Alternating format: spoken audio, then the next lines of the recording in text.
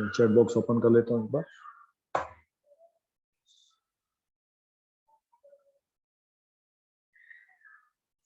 Sir I want to know again what is actually resistors and rheostat. Okay ठीक है, और किसी और कोई डाउट प्लीज, अगर डाउट है तो प्लीज आप मेरे को बता सकते हैं।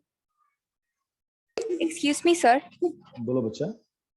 So can you please explain the difference between electric potential and potential difference? दोनों सेम है ना बच्चा, मैंने आपको बताया तो। Sir, but the definitions in booklet are given different. हाँ देखो, इलेक्ट्रिकल पोटेंशियल मोस्टली कैसा होता है, unknown position to known position. ठीक है, आपको बताता हूँ, जैसे आपको शायद सिंपल एग्जांपल से समझाता हूँ।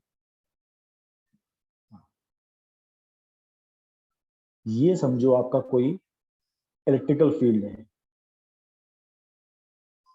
इलेक्ट्रिकल फील्ड है। अगर कोई चार्ज, हम इसको मान लेते हैं इन्फिनिटी पे है, ये इसका एक्चुअली बुक में ऐसे समझाया गया है। एक इलेक्ट्रिकल फील्ड है, ये चार्ज कितने भी डिस्टेंस पे हो सकता है ना, वो डिस्टेंस अननोन है। इस चार्ज को इसके अंदर लाने के लिए, इस इलेक्ट्रिकल फील्ड के अंदर लाने के लिए हमको जो भी वर्क डन करना पड़ता है, जो भी वर्क डन हमको करना पड़ता है, उसको साइंस की भाषा में पोटेंशियल, इलेक्ट्रिकल पोटेंशियल कहते हैं। सिंपल सी बात है, पोटेंशियल मतलब हमने उस दिन समझा था, जो भी वर्क डन हम करते हैं किसके लिए, किसी पर्टिकुलर चार्ज को एक लोकेशन से दूसरी लोकेशन में लेके जाना। अब पोटेंशियल डिफरेंस क्या होता है, मान लो एक इलेक्ट्रिकल फील्ड है 120 वोल्ट का, एक पोटेंशियल आपका है 110 वोल्ट का। अगर मैं कहूं यहां से एक चार्ज, ये देखो नॉन लोकेशन, ये लोकेशन अननोन है, यहाँ पर हमको नहीं पता कि यहाँ पर वोल्टेज कितना है। तो यहाँ से नॉन लोकेशन से इस नॉन लोकेशन पे लाने के लिए अगर इस चार्ज को मैं यहाँ से यहाँ लेके आता हूँ, इसको हम कहते हैं पोटेंशियल। इन दोनों में केवल शब्दों का फर्क है, मीनिंग में इसमें फर्क नहीं। इसमें केवल इन्फिनिटी वर्ड आता है कि आप इनफाइनाइट पोजीशन से उसको किसी फाइनाइट पोजीशन पे ला रहे हैं।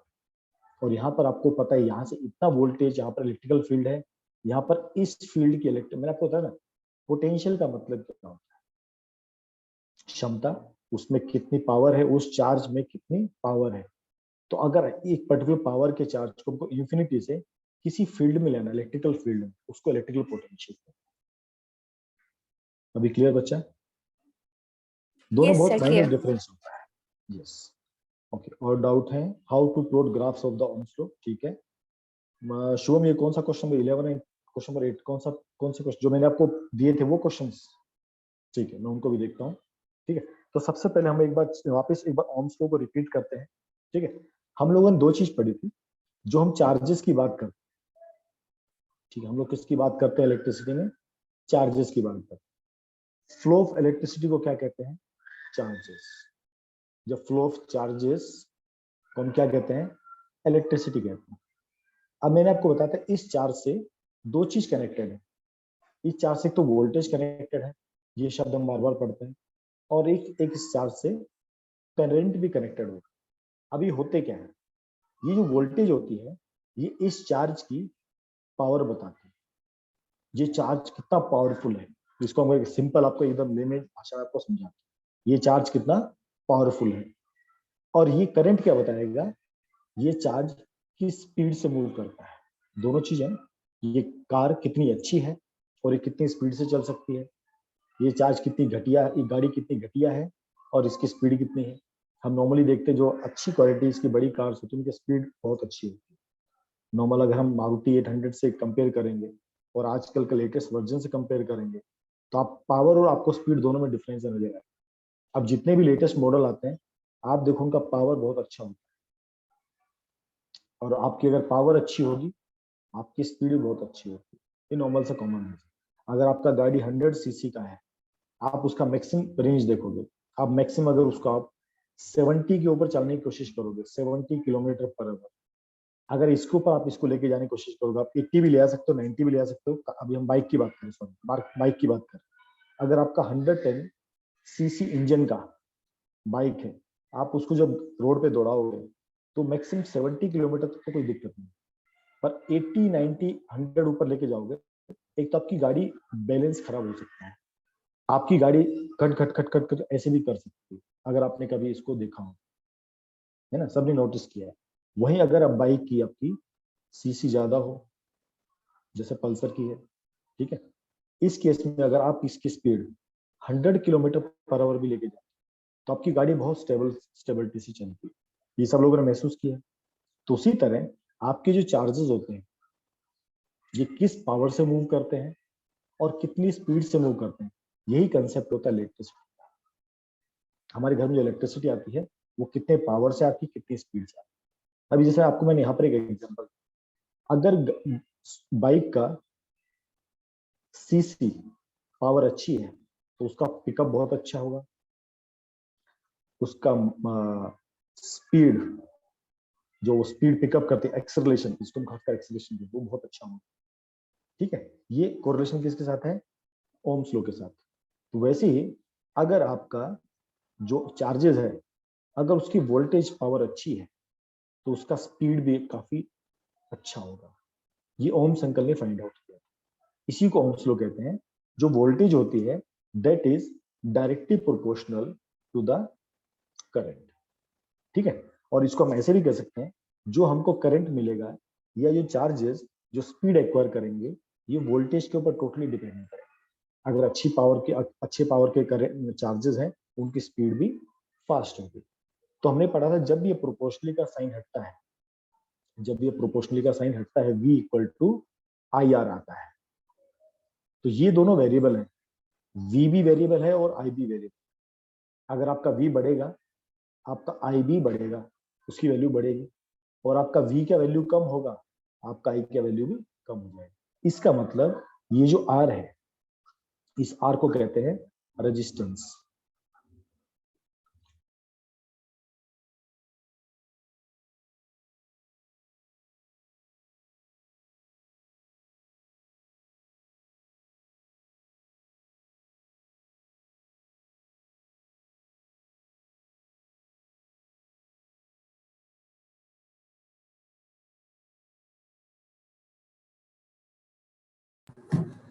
You are not audible.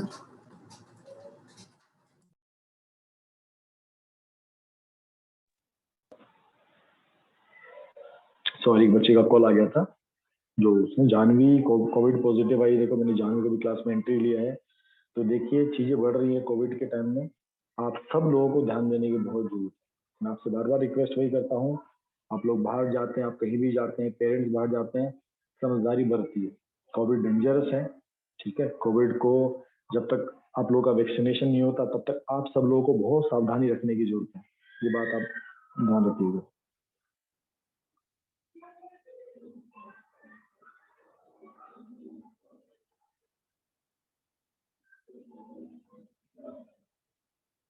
Yes, तो हमने भी बात की ओम्स लॉ की और हमने बात की रेजिस्टेंस की।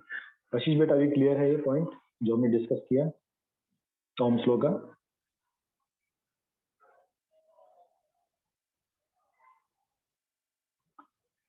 अभी आवाज आ रही मेरी सबको? Yes, okay okay. अभी हमने पढ़ा था ये जो कांस्टेंट वैल्यू होती है इसको हम क्या कहते हैं, आर, रेजिस्टेंस। रेजिस्टेंस एक प्रॉपर्टी है। रेजिस्टेंस क्या है, प्रॉपर्टी है।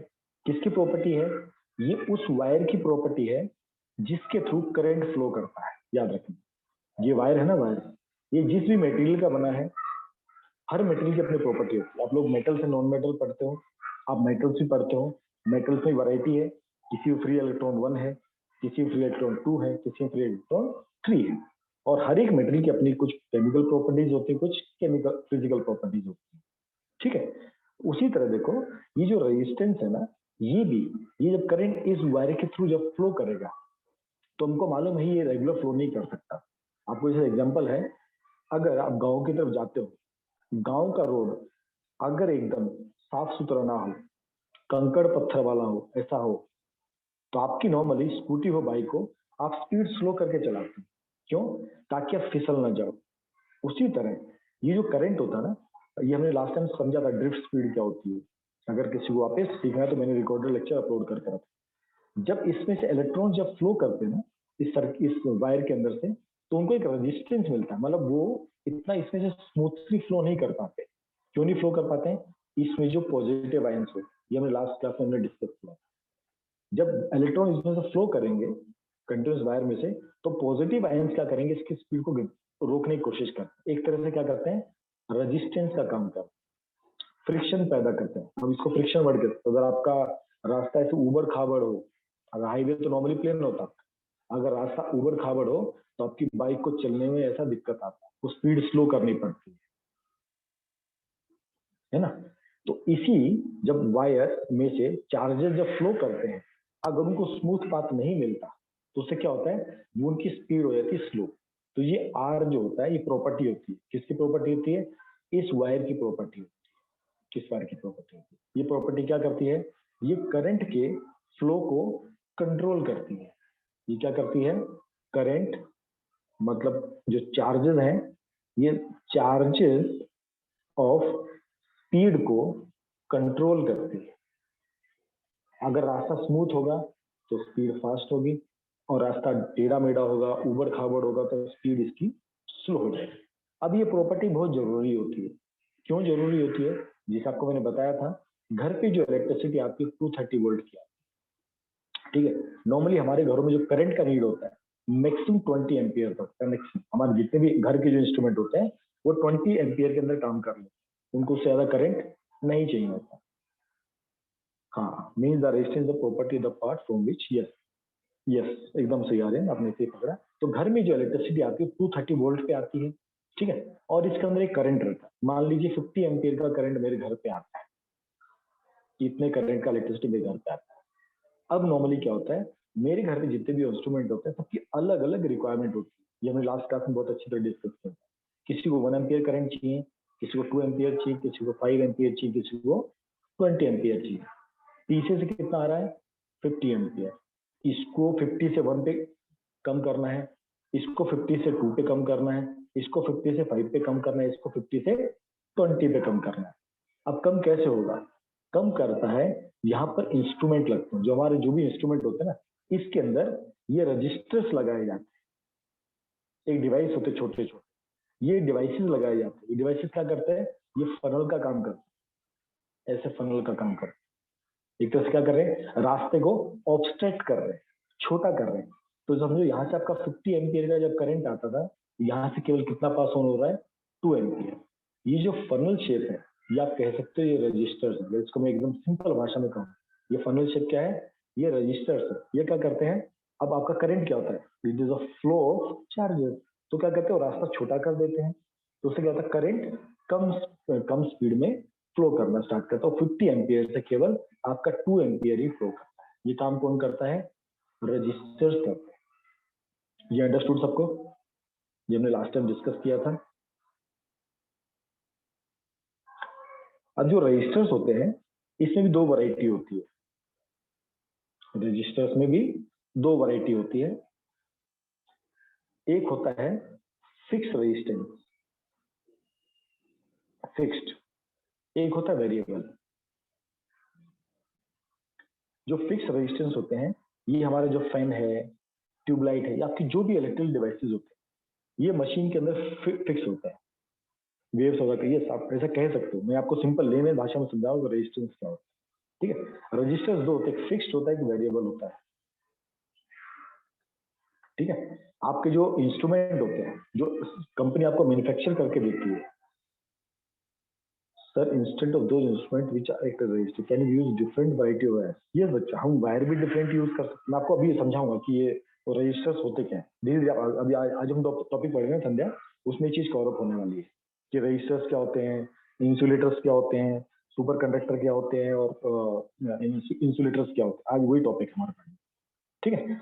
तो फिक्स रेजिस्टेंस क्या होता है कि जिसका पावर और जिसका ये रजिस्टिंग वैल्यू सेम होता है, बार बार चेंज नहीं होता। एक तरह से ये ऐसे ऐसे डिवाइसेस होते हैं, हमारे जो इंस्ट्रूमेंट होते हैं ना, उसमें ऐसे गोल टाइप के सिलिंड्रिकल टाइप के डिवाइसेस होते हैं, यहाँ पर वायर कनेक्ट होती है, इस वायर के थ्रू आपका करंट फ्लो करता है। यहाँ पर आपका 50 एम्पियर का करंट होता है, यहाँ से जब बाहर निकलेगा तो यहाँ से 2 एम्पियर निकलेगा, या जितना भी नीड होता है, 1 एम्पियर है, 2 एम्पियर है, 10 एम्पियर। ये ऐसे जो सिलिंड्रिकल होते हैं, इसके ऊपर कलर कोड होते हैं। ये कलर कोड आपको 9-10 की लैंग्वेज में नहीं है, ये इंजीनियरिंग करेंगे तो आप लोग पढ़ेंगे, ये कलर कोड लिखे होते हैं। ये जो डिवाइस होता है इसको रजिस्टर कहते हैं। नॉर्मली हमारी मशीन्स में, जितनी भी हमारी मशीन्स होती है सब में रजिस्टर लगे होते हैं, ठीक है। ये बार बार चेंज नहीं होते, एक बार जो मैन्युफैक्चरर ने जो मशीन बनाई है उसमें जो उसने फिट करके दे दिया, ठीक है, वो उतना ही उसी से वो उसके लिए फिक्स हो जाता है, उसको बार बार आप चेंज नहीं कर सकते। वेरिएबल का काम क्या होता है, वेरिएबल में जो रेजिस्टेंस होते हैं इसको रियोस्टेट भी कहते हैं। इसका मतलब क्या होता है, सबका फैन होता है, हम सबको फैन की स्पीड कैसी चाहिए, कभी कम चाहिए होती है, कभी ज्यादा चाहिए। जब गर्मी का मौसम होता है हम देखो फुल 5 की स्पीड पे चलते हैं, जब नॉर्मल ह्यूमिडिटी का टाइम होता है हम 2 या 3 की स्पीड पे चलाते हैं, नॉर्मली सर्दी में हम लोग 1 की स्पीड पे चलाते हैं। इसका मतलब अब आपको पंखे की स्पीड बार बार चेंज करनी है, दिन में आप 5-10 बार तो स्पीड चेंज करोगे, तो वो बार बार आप क्या करोगे, आप पंखे में जाके उसका रजिस्टर तो चेंज नहीं करोगे, क्योंकि वो मैन्युफैक्चर ने फिक्स करके भेजा भाई ये इस क्वालिटी पे काम करता है। तो हम नॉर्मली क्या करते हैं, एक वेरिएबल रजिस्टर लेके आते हैं, वेरिएबल रजिस्टर लेके आते हैं, उसको रेगुलेटर कहा जाता है। सिंपल भाषा में रेगुलेटर को ही वेरिएबल रेजिस्टेंस है। ये क्या करते हैं, ये फैन की स्पीड को रेगुलेट करता है, जब आपको फुल स्पीड चाहिए तो आपको फुल स्पीड भी देता है, जब आपको बंद करना है तो ये बंद भी होता है। आप इससे क्या कर सकते हो, स्पीड भी कंट्रोल कर सकते हो। आप इसके थ्रू आपका जो ट्यूबलाइट होता है, खासकर आपने जो पीले वाले बल्ब होंगे देखे होंगे, ये इस बल्ब की लाइट ऑफ इंटेंसिटी को भी कवर अप करता है। आप जो अगर कनेक्शन ऐसा कर दोगे कि उसका एक पॉइंट रेगुलेटर के थ्रू जाएगा, तो अब उसकी जब नोब घुमाओगे ना, आपका बल्ब का जलने का इंटेंसिटी भी कम ज्यादा हो सकता है, पॉसिबल है, ठीक है। तो दो तरह के रजिस्टर्स हैं, एक फिक्स रेजिस्टेंस होते हैं, रजिस्टर होते हैं, दूसरे वेरिएबल रजिस्टर होते हैं। ये काम कैसे करता है, ओके, ये हम आने वाली क्लासेस में सीखेंगे बच्चा। ये हम जब आगे पढ़ेंगे series circuit and parallel circuit, वहां पर आपको मैं सिखाऊंगा ये काम कैसे करता है। साइंस बहुत इंटरेस्टिंग चीज है, जो आप लोग धीरे धीरे से सीखते जाओगे तो आप सीखो। अंजलि बेटा माइक ऑन है, माइक ऑफ करो प्लीज, आप ध्यान रखो कि माइक आपका कोई ऑन ना हो, ठीक है। तो ये हम ये भी पढ़ेंगे, मैंने कहा ना आप लाइफ में बहुत कुछ पढ़ोगे, जो आप अपने घर में आसपास देखते हो भाई ये काम कैसे करते हैं, हमारे घर में कौन से टाइप के सर्किट यूज होते हैं, सीरीज सर्किट क्या होता है, पैरेलल सर्किट क्या होता है, धीरे धीरे उसमें अभी तो हम सिर्फ इलेक्ट्रिसिटी में एंट्री करने स्टार्ट, इलेक्ट्रिकल पोटेंशियल और करंट तो क्या सिर्फ डेफिनेशन है, एक्चुअल मजा तो रेजिस्टेंस में है। और आप 12th क्लास में देखोगे रेजिस्टेंस कितनी बड़ी चीज है, बहुत अमेजिंग है रेजिस्टेंस और रजिस्टर्स, ठीक है। और किसी को कोई डाउट था इसके अलावा, how did resistance find out resistance as constant.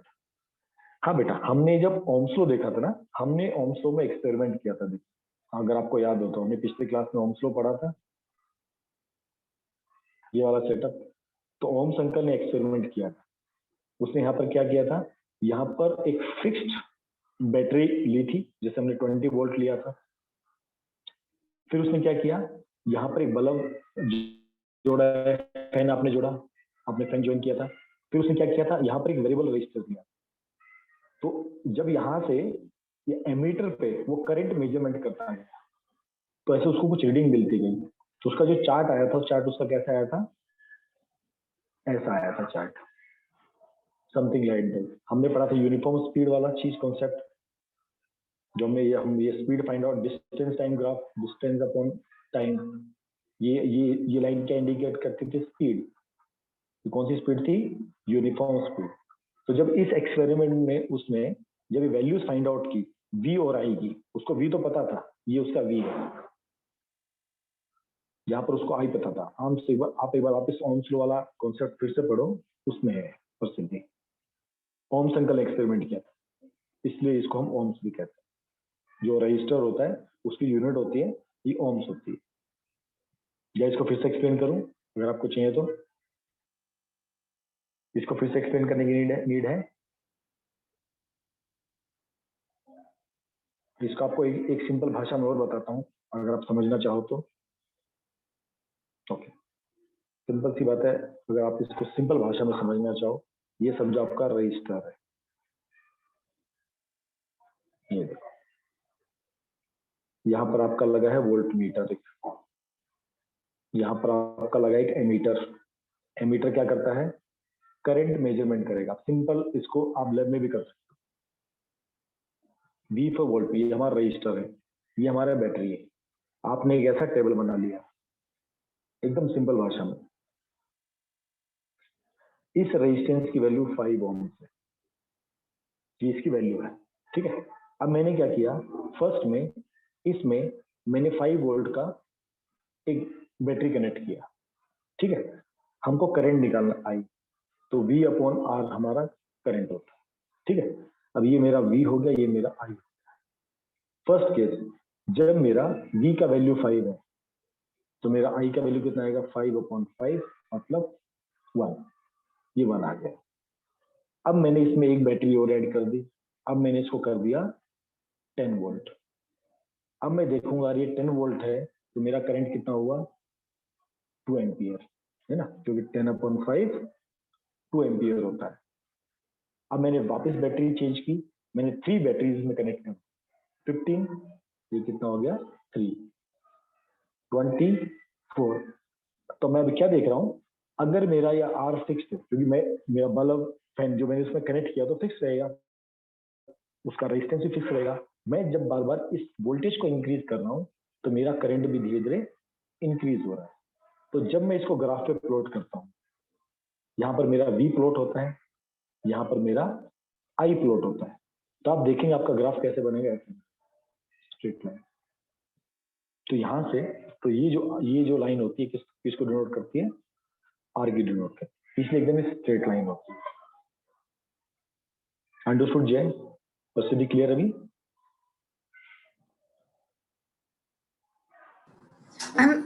Sir, it means in the graph it states that R is constant. हाँ बोलो Aryan, yes. Sir, means in the graph it states that R means resistance is constant. Yes, अच्छा, जो आपका घर में fan लगा ना, fan, ये फैन का रेजिस्टेंस है, Yes, जो आपको sir. मैन्युफैक्चर डिजाइन करके देता है, वो फिक्स रहता है। आप देखो डेली आप फैन को जब चलाते हो, उसका डेली देखो स्पीड सेम रहता है। आपने कभी नोट किया कि आज फैन का स्पीड ज्यादा, आज फैन का स्पीड कम है? वो फिक्स रहता है। क्यों वो फिक्स क्यों रहता है? पीछे से वोल्टेज फिक्स आ रही है, पीछे से करंट फिक्स आ रहा है, तो आपका आर भी फिक्स है। आप फ्लक्चुएशन कब देखते हो, जब वोल्टेज ज्यादा होती है तो आपका फैन तेज चलता है, जब आपकी वोल्टेज कम हो जाती है आपका फैन धीरे चलता है। क्यों? जब देखो आपकी वोल्टेज ज्यादा है, अगर आपकी वोल्टेज 20 है, आपको कितना करंट मिला, 4 एम्पियर। जब आपकी वोल्टेज कम हो गई, आपको करंट मिला कम, तो यहाँ पर आपका फैन फास्ट चलेगा और यहाँ पर आपका फैन स्लो चलेगा। इसका मतलब है फैन के अंदर जो चीज लगी है वो फिक्स्ड है, वो क्या कर रही है, केवल आई और वी के बीच में रिलेशन मैनेज कर रही है। ठीक है, यहां तक सबको क्लियर? जी, आपको पता लगा ग्राफ कैसे प्लॉट करते हैं वी और आई का? ये आपके वी के वैल्यूज हैं, देखो डिफरेंट डिफरेंट, जो हम लोग प्लॉटिंग करते थे, जो आपने कोऑर्डिनेट ज्योमेट्री में सीखा था। यस, अभी किसी को कोई और टॉपिक बाकी है जो हमने अभी तक हमने पढ़ा है पिछली क्लास में? फिर हम आज के टॉपिक में पढ़ना स्टार्ट करेंगे। आई होप मैंने सबके डाउट्स ले लिए जो ऊपर डाउट्स आए थे। यस, रेजिस्टेंस हो गया, रियोस्टेट हो गया है, ग्राफ हो गया है। Question number 11, question number 28। Okay, ये होमवर्क के हैं क्वेश्चन शुभम, तो क्लास के बाद मैं रुकूंगा, आप मुझसे क्लास के बाद ये होमवर्क के क्वेश्चन पूछ सकते हैं। अगर आप में से किसी और बच्चे को भी जो मैंने होमवर्क दिया था उसमें कोई भी डाउट है, क्लास के बाद हम रुकेंगे, वापस वो क्वेश्चन हम सॉल्व करेंगे, ठीक है? Sir, when we switch other appliances such as tube light, fan speed get increased. When we switch other appliances का मतलब, अमित मैं आपका क्वेश्चन नहीं समझा बच्चा।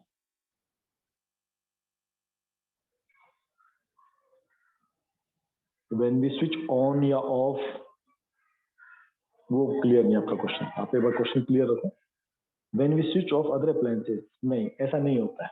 जब हम सीरीज सर्किट पढ़ेंगे और पैरेलल सर्किट पढ़ेंगे, और जब हम पढ़ेंगे घर में कौन सा सर्किट यूज होता है, daily we get to know कि अगर हम घर के सारे डिवाइसेस बंद कर दें और केवल फैन चलाएं, आपकी फैन की स्पीड उतनी ही रहेगी। घर में सारे इंस्ट्रूमेंट चले, फैन की स्पीड तब भी सेम रहेगी, और घर के सारे इंस्ट्रूमेंट बंद कर दो, केवल फैन चलाइए, तब भी स्पीड उतना ही रहेगा। तो ये जो हम सीरीज और पैरेलल सर्किट की बात करें ना, ये कंसेप्ट आपको वहां पर समझेगा कि ऐसा क्यों होता है। तो टॉपिक बहुत इंटरेस्टिंग है। चलें फिर आगे आज। तो आज हमारा टॉपिक है रजिस्टर एंड रेजिस्टेंस। यस, चलिए, तो नए बच्चे जो भी है आप यहीं से देखो, आपको यहाँ से आई थिंक अब आपको एक हल्का आइडिया मिल गया है किस चीज की बात कर रहे हैं। हम रजिस्टर्स की बात कर रहे हैं। अभी आपको मैंने कहा रेजिस्टेंस क्या है, उसकी प्रॉपर्टी है। किसकी प्रॉपर्टी है? ये रजिस्टर्स की प्रॉपर्टी है। रजिस्टर डिवाइस है, याद रखो, इट इज ए डिवाइस। और रेजिस्टेंस जो है इसकी प्रॉपर्टी है। कौन सी प्रॉपर्टी है? ये करंट को फ्लो होने में हेल्प करता है या ऑब्स्ट्रक्ट करता है। तो रेजिस्टेंस क्या करता है? रेजिस्टेंस क्या करता है? ये करंट को फ्लो होने से रजिस्ट करता है, ऑब्स्ट्रक्ट करता है। ठीक है, अब आपको मैंने बताया जो रजिस्टर्स होते हैं ये सिलिंड्रिकल शेप के होते हैं, ऐसे होते हैं। अब ये जो हम अब बताता हूं आपको मैन्युफैक्चरिंग का क्या। ठीक है, अब समझो मेरे को फैन के अंदर मेरी कोई मोटर है, देखो फैन घूमता है। सिंपल एग्जांपल मैं आपको फैन ही देता हूँ। अब फैन को रोटेट करने के लिए सिंपल सी बात है, मोटर का काम करती है, मोटर रोटेशन का काम करती है, सबको मालूम है। मोटर अगर रोटेट होगी तो पंखा चलेगा। ठीक है, अगर मोटर रोटेट होगी तो क्या होगा? पंखा चलेगा। अब जो मोटर होती है उसको रन करने के लिए कुछ करंट हमको सप्लाई करना होगा। वो करंट क्या करेगा? इस मोटर को ऐसे रोटेट करेगा। और जो मोटर रोटेट होगी तो क्या होगा? उससे शाफ्ट कनेक्ट होता है, वो शाफ्ट से हमारे पंखे का बेस कनेक्ट होता है। जो वो मोटर घूमती है, उस मोटर की घूमने की वजह से हमारा पंखा चलता है। अब समझो जो मोटर है इसको कुछ करंट चाहिए। अब मैं एक मैन्युफैक्चरर हूं, मैं फैन मैन्युफैक्चर हूं भाई, मैं फैन बनाता हूँ। मैं कंपनी में क्या करता हूँ? मैं फैन बनाता हूँ।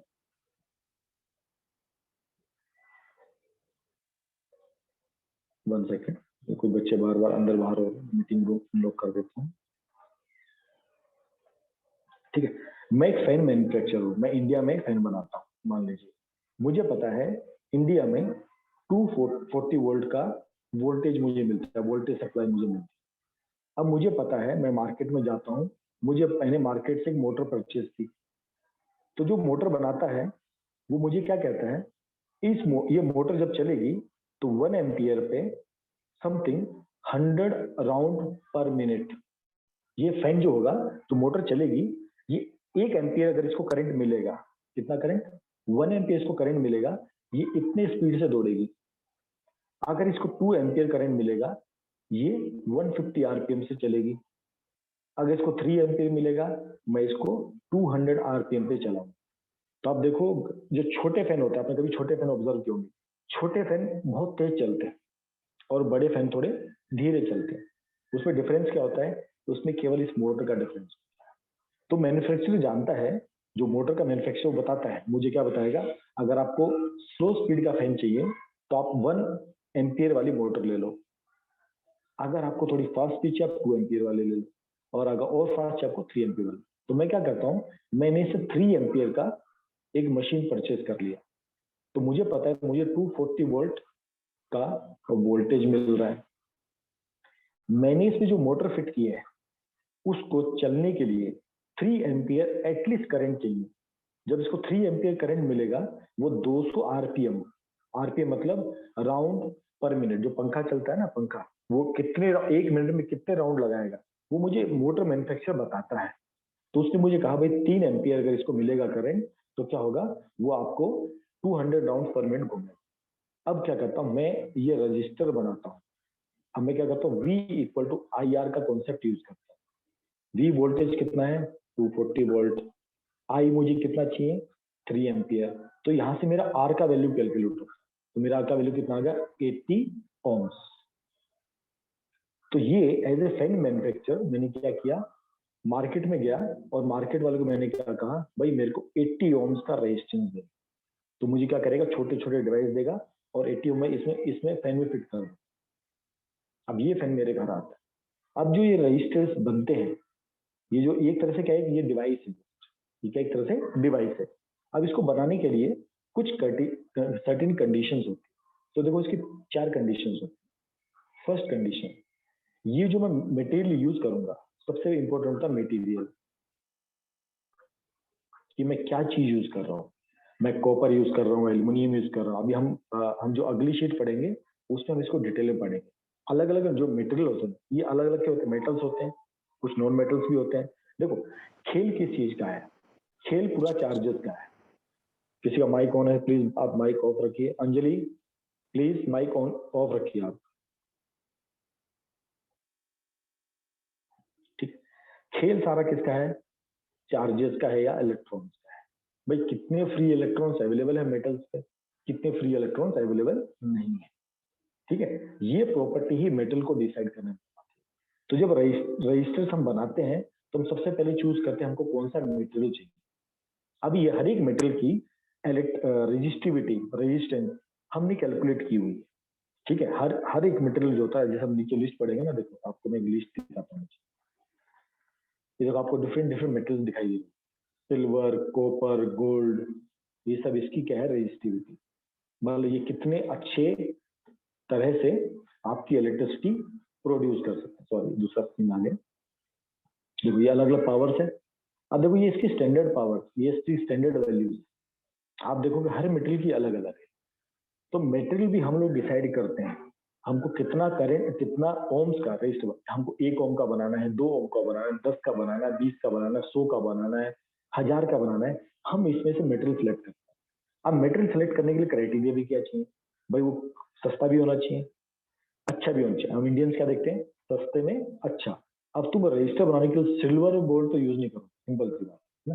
सिल्वर गोल्ड तो आप लोग यूज नहीं करोगे, आप क्या यूज करोगे। अब हम इसको निकालते हैं, जब हम ये आर निकालते हैं ना बच्चा, आर, ये कितना रेजिस्टेंस बनेगा उसकी भी कैलकुलेशन होती है। वो कैलकुलेशन आपको सिखाता हूँ, धीरे धीरे हम सब सीखेंगे। नीचे सब दिया हुआ है, इसको एक बार इरेज कर देता हूँ। सबको समझ में आ रहा है बात जो पढ़ा रहा हूँ आपको? सबको समझ में आ रहा है क्या बात कर रहे हैं हम क्या सीखना चाह रहे हैं? अभी हम रजिस्टर्स बनाना सीख रहे हैं कि रजिस्टर्स कैसे बनते हैं, उनको बनाने के लिए क्या।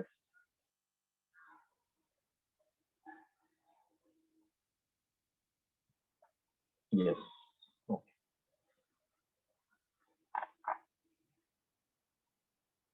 तो आपको मैंने भी बताया कि जब रजिस्टर डिजाइन करते हैं उसमें सबसे इंपॉर्टेंट होता है मटेरियल, वो किस मटेरियल का है। तो इस मटेरियल की प्रॉपर्टी होती है, हर मटेरियल की अपनी प्रॉपर्टी होती है कि भाई वो कितना पाथ ऑब्स्ट्रक्ट कर सकता है। ठीक है, सबसे इंपॉर्टेंट पार्ट होता है मटेरियल, कि मुझे सस्ता भी चाहिए, अच्छी उसकी रजिस्टिंग प्रॉपर्टी, जिससे रेजिस्टेंस, इसी को कहते हैं रजिस्टिविटी भी कहते हैं, रजिस्टिविटी। अब इसको हम पढ़ेंगे, अब ये कांस्टेंट आएगा एक। ठीक है, दूसरा चीज इंपॉर्टेंट होता है लेंथ। लेंथ, इसके ऊपर भी रजिस्टर की फैक्टर्स इंपॉर्टेंट होते हैं। तो थर्ड होता है एरिया। आपका वायर बड़े क्रॉस सेक्शन का है या आपका वायर छोटे क्रॉस सेक्शन का है। आपका वायर देखो ऐसा भी हो सकता है, आपका वायर ऐसा भी हो सकता है देखिए, और आपका वायर ऐसा भी हो सकता है। दोनों में डिफरेंस समझ में आया? फर्स्ट वाला थिक है और छोटे लेंथ का है, और दूसरे वाला थिकनेस कम है बट लंबी लेंथ का है। तो आपका जो रेजिस्टेंस होता है, रजिस्टर होता है, वो जब हम डिजाइन करते हैं, लेंथ भी मैटर करती है, याद रखना, एरिया मैटर करता है, और फोर्थ टेम्परेचर भी मैटर करता है। टेम्परेचर, ये 4 फैक्टर को देख के हम लोग रजिस्टर्स बनाते हैं। जब हम रजिस्टर मैन्युफैक्चर करते हैं तो 4 फैक्टर नजर आते हैं। कौन सा मेटल आप यूज करेंगे, कितना थिकनेस का यूज करेंगे, कितना उसका लेंथ है, और उसके ऊपर टेम्परेचर का इफेक्ट क्या होता है। मेटल्स के ऊपर टेम्परेचर का इफेक्ट अलग पाया जाता है, इंसुलेटर के ऊपर अलग पाया जाता है, एलॉयज के ऊपर अलग पाया जाता है। तो जो हम मेटल सेलेक्ट करते हैं उसके ऊपर ये मेटीरियल और आपका टेम्परेचर कनेक्ट होता है। ये टेम्परेचर क्यों इंपॉर्टेंट होता है बताता हूँ।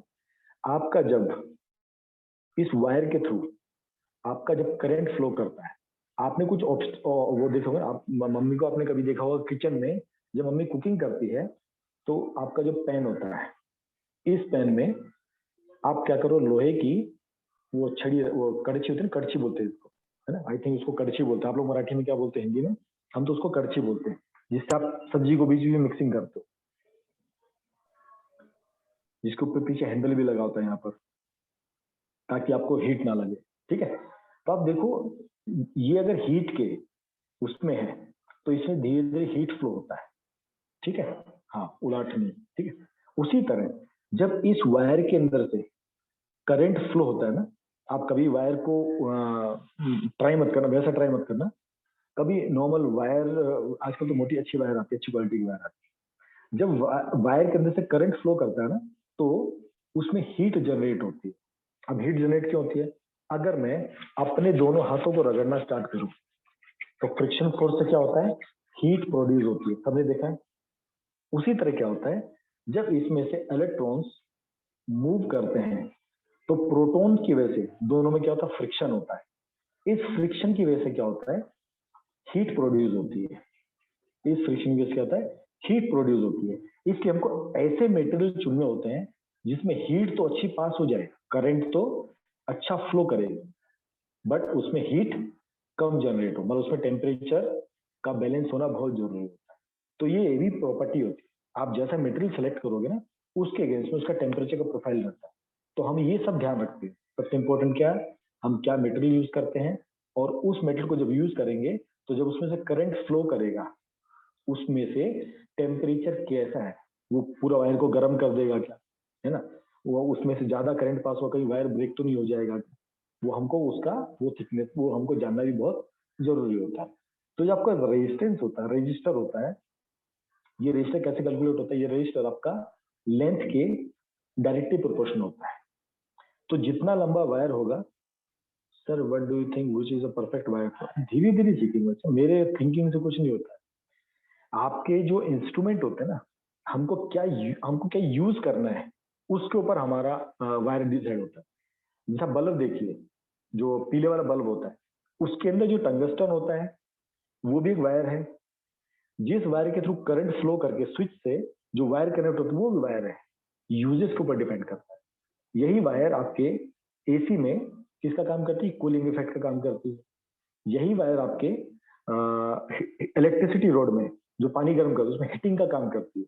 तो हर एक मेटल का प्रॉपर्टी डिफरेंट होता है। कुछ टेम्परेचर के साथ बढ़ते हैं, कुछ टेम्परेचर करंट बढ़ने के साथ घटते भी है। तो हमारा जैसा नीड होता है, हम वैसा मेटेरियल सेलेक्ट करते हैं। ये हम आगे पढ़ेंगे आज वाली क्लास में, टाइम मिला हम आज ये पूरा कवर अप करने की कोशिश करेंगे। ठीक है? तो क्या होता है, ये जो फ्रिक्शन होता है, ठीक है, ये आपको बता, जो रेजिस्टेंस होता है ये किसको डायरेक्टली प्रोपोर्शनल लेंथ के। आपका वायर जितना लंबा होगा तो याद रखिएगा उसका रेजिस्टेंस उतना ज्यादा होगा। तो आर और एल ये दोनों डायरेक्टली प्रोपोर्शनल होते हैं, हमेशा याद रखना। ठीक है? सेकंड चीज, आपका आर जो होता है ये एरिया के इनवर्सली प्रोपोर्शनल होता है। सेकंड हमने पढ़ा R is directly proportional to length.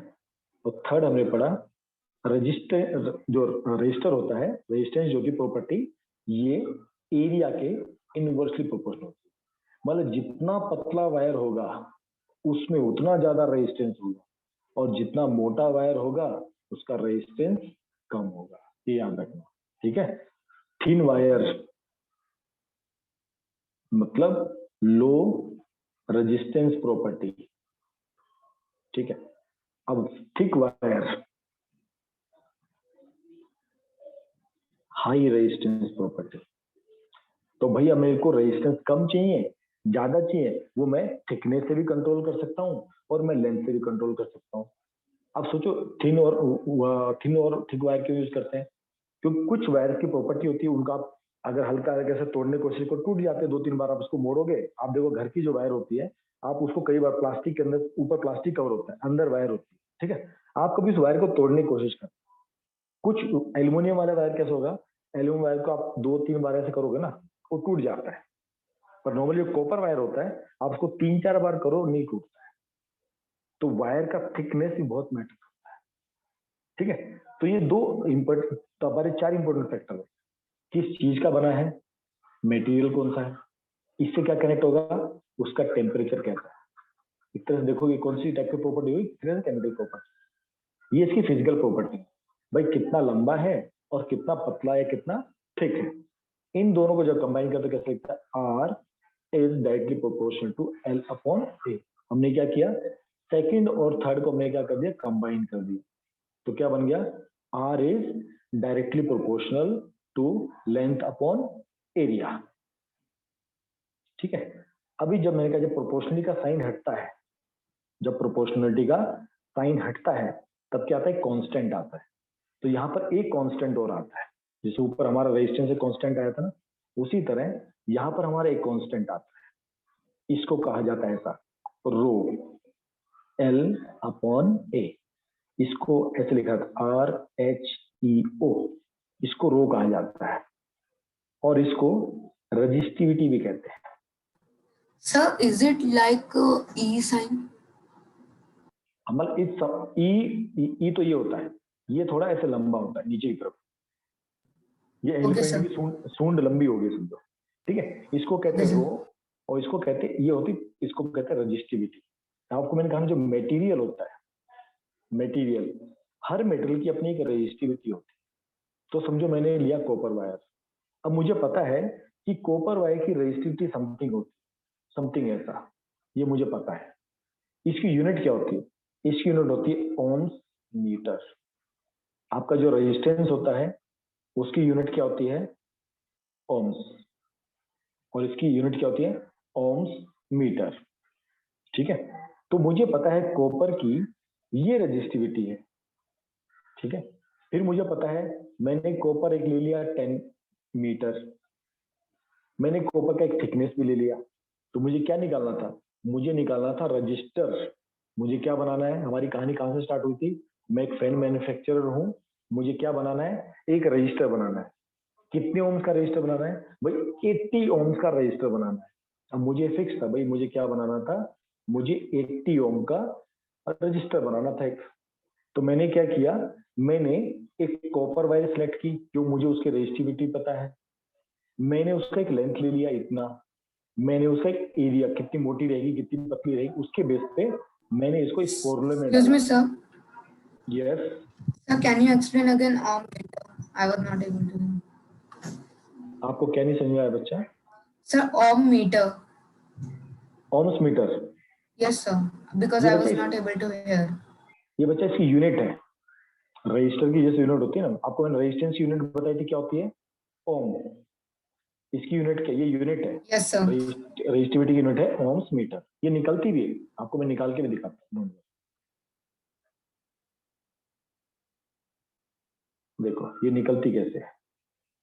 अभी हमने ऊपर क्या निकाला था? आर, ये निकाला था। इसको मैं ऐसे लिखता हूँ R into A upon L equal to rho. आर की यूनिट क्या होती है? ओम्स।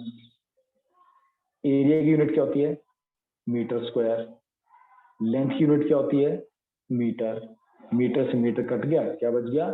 Ohms into metre. ये इसकी यूनिट होती है, यूनिट।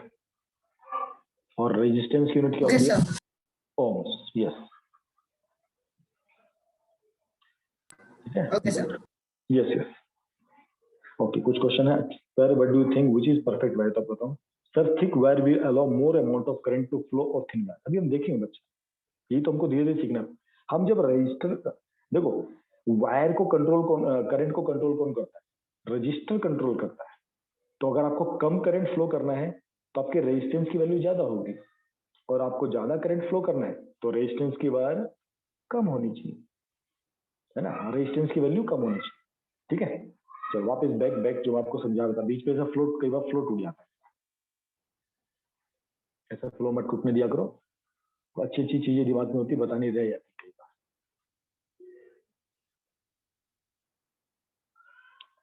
नहीं, नो इशू बच्चा, मैं तो आपका डाउट देख लिया था बस, ठीक है। डोंट वरी, डाउट आप पूछो, डाउट की कोई दिक्कत नहीं।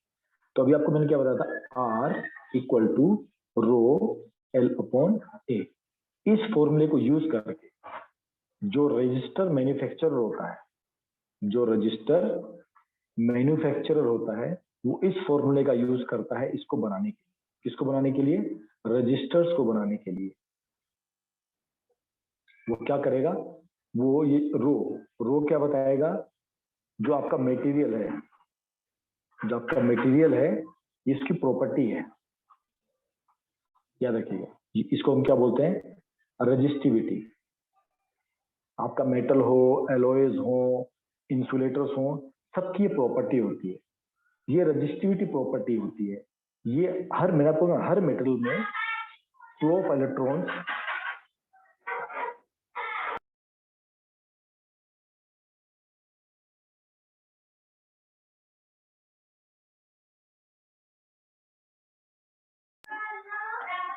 ठीक है बच्चा। तो रेजिस्टिविटी उसकी प्रॉपर्टी है, तो आपका कॉपर हो, एल्युमिनियम हो, आपके जो भी डिवाइसेस होते हैं इसकी प्रॉपर्टी होती है। तो आप मैन्युफैक्चरर क्या करता है, वो पेट्रोल मटेरियल पिकअप करता है, वो कितना लेंथ का होगा वो पिकअप करेगा, वो कितना एरिया चाहिए तो वो इससे आर निकालता है, और वो आर मुझे बोल देता भाई आपको 80 ओम्स चाहिए था, मैंने आपके लिए 80 ओम बना दिया। वो क्या कहेगा, ये 0.01 सेंटीमीटर इसका लेंथ है, ऐसे मुझे बताएगा भाई इसका लेंथ कितना है 0.01 सेंटीमीटर। और क्या बताएगा, वो कहेगा इसका एरिया 0.1 सेंटीमीटर स्क्वायर है। वो कहेगा भाई मैंने कॉपर आपके लिए यूज किया है, वो मुझे इतना बता देगा और मुझे बताएगा भाई मैंने आपका ये तो मैंने जस्ट आपको रफ फिगर दी, तो आपका ये ओम, तो मुझे किससे मतलब, मुझे केवल 80 ओम से मतलब। अभी 80 ओम मैं कॉपर से भी अचीव कर सकता हूँ, मैं एल्युमिनियम से भी अचीव कर सकता हूँ, मैं गोल्ड से भी अचीव कर सकता हूँ, मैं सिल्वर से भी अचीव कर सकता हूँ। ये आप किसी से भी अचीव कर सकते हो। उसके लिए आपको क्या करना पड़ेगा, आपको किसी का लेंथ लंबा रखना पड़ेगा, किसी आपको लेंथ छोटा करना पड़ेगा, किसी को आपको थिक करना पड़ेगा, किसी को आपको थिन करना पड़ेगा। तो टोटल मटेरियल के ऊपर डिपेंड करता है कि आपका उस वो जो रजिस्टर है उसका ओम्स कैसे आप डिसाइड करो। ये अंडरस्टूड सबको? इसमें किसी को डाउट हो तो प्लीज आप पूछ सकते हैं। ये सबसे इंपॉर्टेंट पार्ट है रजिस्टर बनाने के लिए। ऑल क्लियर सबको? अगर क्लियर तो प्लीज प्रेस 1, फिर हम आगे चलेंगे इस कॉन्सेप्ट में।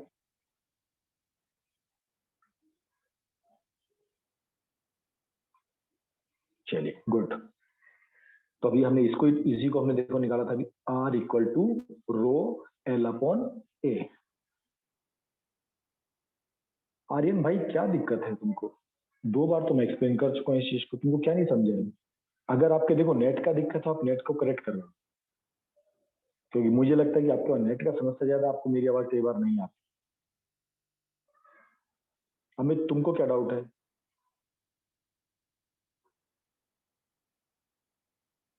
जब हम लिखते हैं can you please explain again, कौन सा पॉइंट आपको नहीं समझा?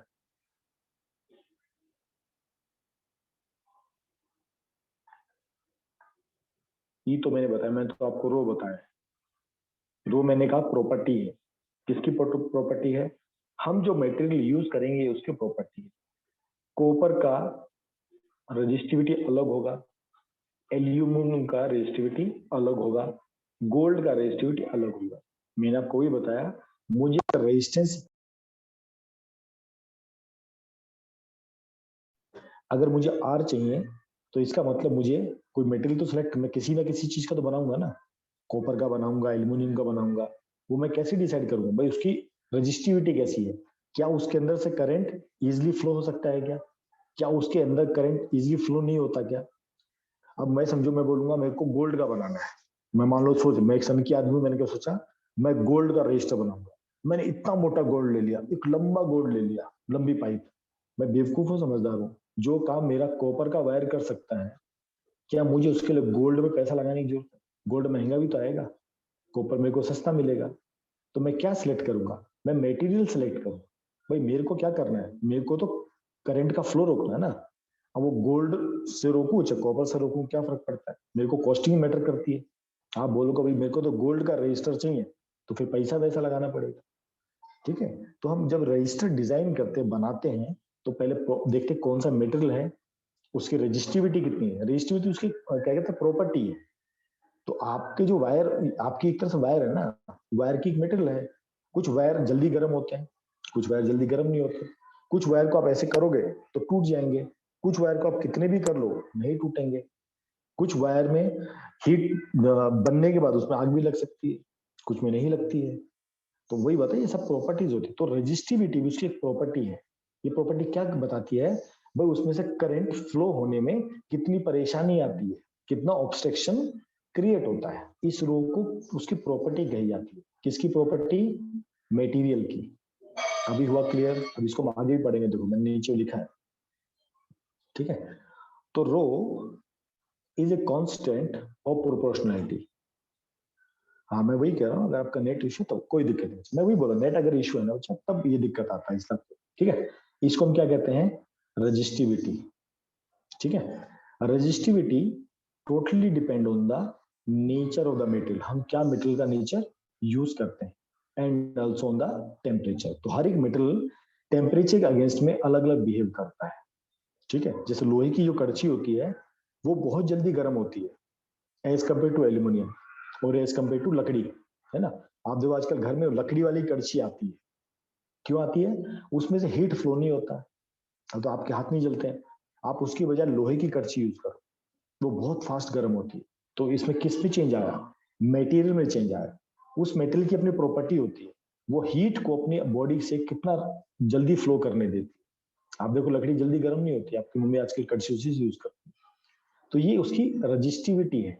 तो रजिस्टिविटी किसके ऊपर डिपेंड करती है? It depend on the nature of the material and also on the temperature, ठीक है। इसकी मैंने आपको यूनिट बता दी, ये आपको मैंने एक्सप्लेन ऑलरेडी कर चुका है, इसको फिर से एक्सप्लेन करने का जरूरत नहीं। अगर डेफिनेशन में इसको पढ़ना चाहेंगे तो resistivity of a material is defined as the resistance offered by a material. ये तो सिंपल वो डेफिनेशन लिखी है, कोई इजी बात। अब इसको अपनी भाषा में भी लिख सकते हो। रेजिस्टिविटी प्रॉपर्टी होती है जो मटेरियल ऑफर करता है किसके लिए? जो उसमें से करंट जो भी फ्लो करेगा। दो फॉर्मूला इंपॉर्टेंट है, आपको याद रखना है, इसके बेस पे न्यूमेरिकल सॉल्व करें। R equal to rho L upon A, और इसको ऐसे भी लिखते हैं rho equal to R A upon L. इससे हम लोग क्या कैलकुलेट करते हैं? रेजिस्टेंस। और अगर आपको रेजिस्टेंस पता हो और आपको बताना है कौन सा मटेरियल आपने यूज किया, तो आप रो निकालते हो रेजिस्टिविटी, क्योंकि हर एक मटेरियल की ये रेजिस्टिविटी फिक्स होती है। याद रखना, जितने भी आप मटेरियल देखेंगे ना, उन सबकी रेजिस्टिविटी फिक्स होती है। अब देखो, अब हम इस टॉपिक में आगे चलेंगे। Classification of material on the base of resistivity. अभी जो हम रेजिस्टिविटी पढ़ रहे थे, मैंने कहा ना आपको, ये किसके ऊपर टोटली डिपेंड करता है? ये मटेरियल्स के ऊपर टोटली डिपेंड करता है। हर मटेरियल की अपनी एक प्रॉपर्टी होती है, तो उस प्रॉपर्टी के बेस पे जितने मटेरियल्स होते हैं उनको 1 2 3 4 इन 4 में डिवाइड किया जाता है।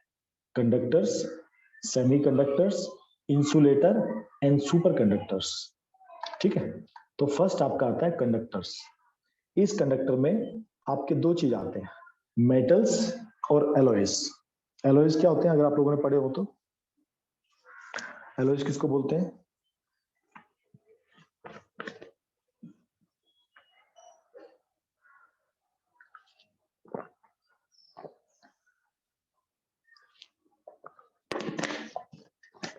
यस, एकदम सही बात। It is a mixture of metals, it is mixture of 2 metals और 3 मेटल्स, वो एक पर्टिकुलर पोर्शन में रहते हैं, ठीक है। तो जितने भी कंडक्टर्स होते हैं, ठीक है, कंडक्टर का मतलब क्या? पहले आपको कंडक्टर का मतलब समझना है। इससे पहले आपको मैं और चीज समझा देता हूँ। एक्चुअली इसमें मेरे को आपको बताना चाहिए था, बताता हूँ आपको। यस,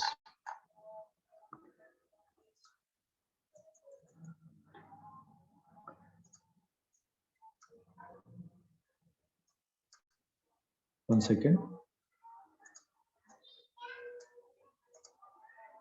यस, तो आपके होते कंडक्टर। अभी हमने देखो क्या पढ़ा था? रजिस्टिविटी, ये अभी हमने पढ़ा है। रजिस्टिविटी हमको क्या बताती है? कि ऑब्स्ट्रक्शन कितना क्रिएट करना है, ठीक है। अब देखो, एक नाम होता है कंडक्टर। कंडक्टर के वर्ड से पता लगता है जिन भी मटेरियल से, जो भी आप एलिमेंट यूज कर रहे हो, जो भी आप मटेरियल यूज कर रहे हो, उसमें से करंट अगर इजीली फ्लो होता है, कंडक्टर्स क्या होते हैं? जिसके थ्रू करंट इजीली फ्लो होता है, मतलब वहां पर रेजिस्टेंस कम है, उसके अंदर से करंट इजीली फ्लो हो सकता है, उसको कहते हैं कंडक्टर्स। फिर आते हैं आपके सेमीकंडक्टर, बीच वाला स्टेज। कुछ ऐसे मटेरियल होंगे, कुछ एलॉयज होंगे जिसमें से करंट फ्लो तो करता है, पर कैसा करता है? ऑब्स्ट्रक्शन के साथ फ्लो करता है। इसमें आपका करंट टोटली फ्लो कर सकता है इजी से, आराम से, इजी से जाएगा। रेजिस्टेंस बहुत कम होता है, मान के चलो आप रेजिस्टेंस 0 से 10%, एक रफली मान लीजिए, मैं तो ये फिक्स वैल्यू नहीं है, मैं आपको जस्ट एग्जांपल दे रहा हूँ। कंडक्टर्स मतलब जिसमें आपका जो पाथ है वो 0 से 10% तो ऑब्स्ट्रक्ट होता है, 90% आपका स्पीड अच्छा है, ठीक है।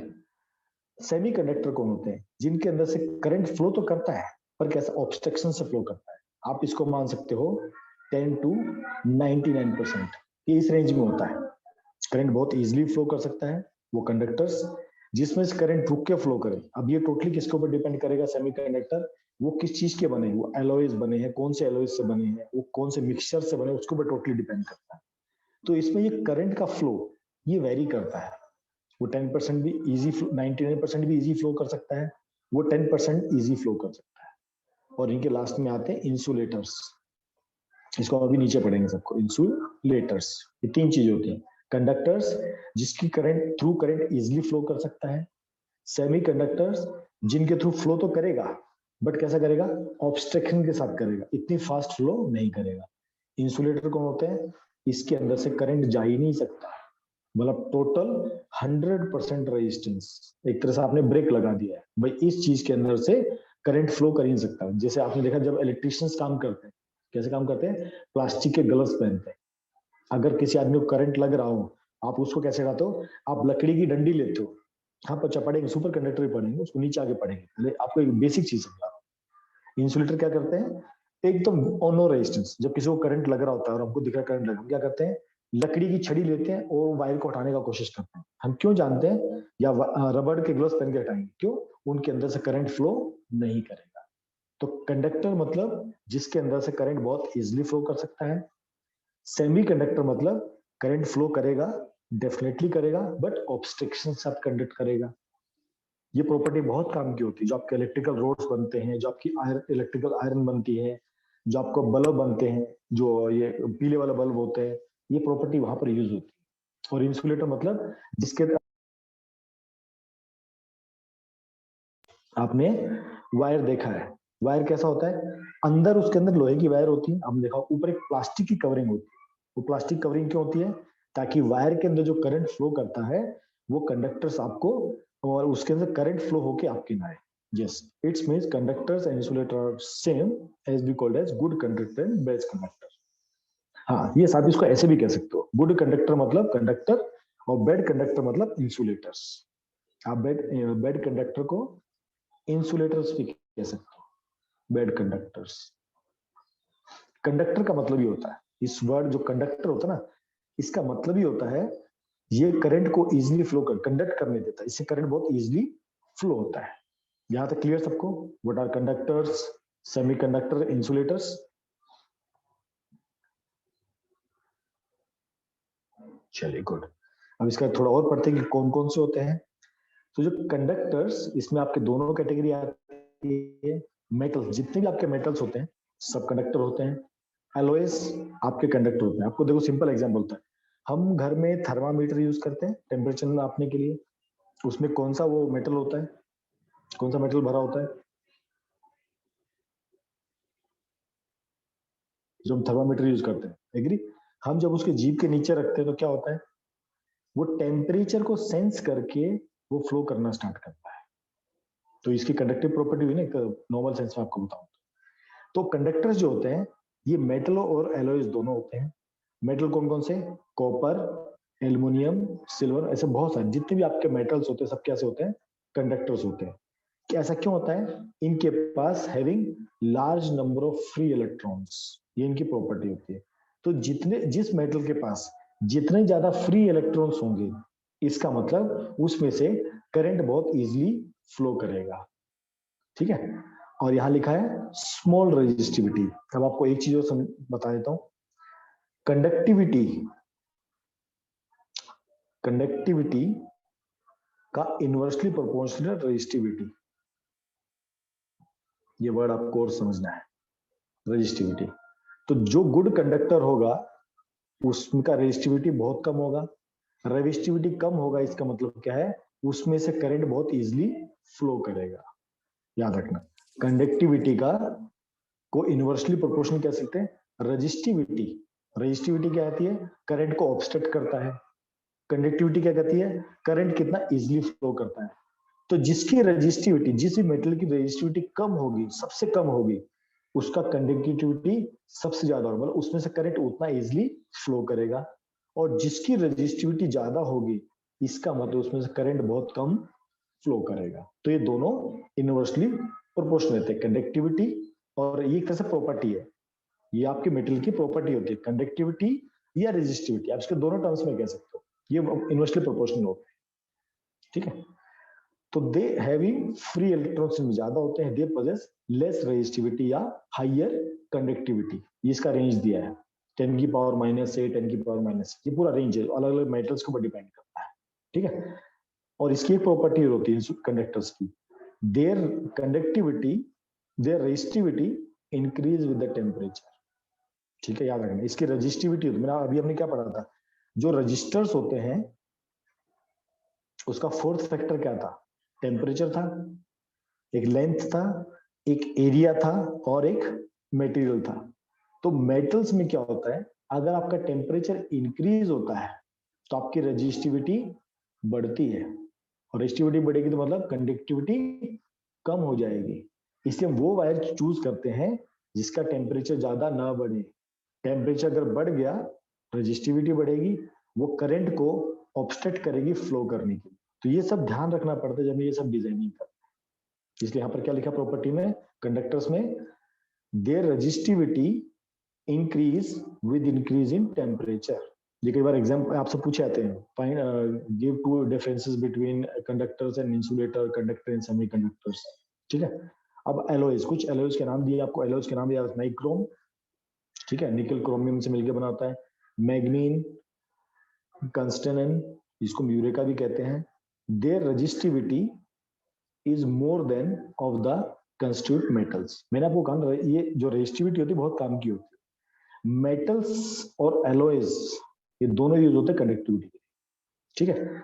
अब जो रेजिस्टिविटी एलॉयज की ज्यादा होती है एज कंपेयर टू मेटल्स, ये जिस मेटल से बने होते हैं उससे इनकी रेजिस्टिविटी ज्यादा होती है। और इसमें पॉइंट क्या है, it increases slowly with temperature. ये जो आपको रीड आउट करना है, इसमें कुछ ऐसा एक्सप्लेनेशन का चीज, ठीक है। मेन आपका क्या है, कंडक्टर्स क्या होते हैं जो आपको करंट फ्लो करने में हेल्प करते हैं। ये मेटल्स और एलॉयज के बने होते हैं, जितने प्योर मेटल्स होते हैं they are very good conductors and they have small resistivity. Alloys में रेजिस्टेंस पावर थोड़ी ज्यादा होती है, इतना आपको याद रखना है। सेमीकंडक्टर्स सेकंड आपका, जो करंट को ऑब्स्ट्रक्ट तो करते हैं, ठीक है, जाने देते हैं पर ऑब्स्ट्रक्शन क्रिएट करते हैं। क्यों, they possess a very few electrons and they possess greater resistivity, मतलब कंडक्टिविटी कम हुई, रेजिस्टिविटी बढ़ गई। इनका रेंज देखो 10 की पावर -5 से 10 की पावर 2। अगर हम मेटल्स का देखते हैं 10 की पावर -8 टू 10 की पावर -6 ओम तक रेजिस्टिविटी है। इनका रेजिस्टिविटी कितना है, 10 की पावर -5 टू 10 की पावर -2 या 10 की power 2 as compare to conductors. The resistivity of semiconductors decrease with the temperature. Metal के केस में क्या हो रहा था, इंक्रीज हो रहा था।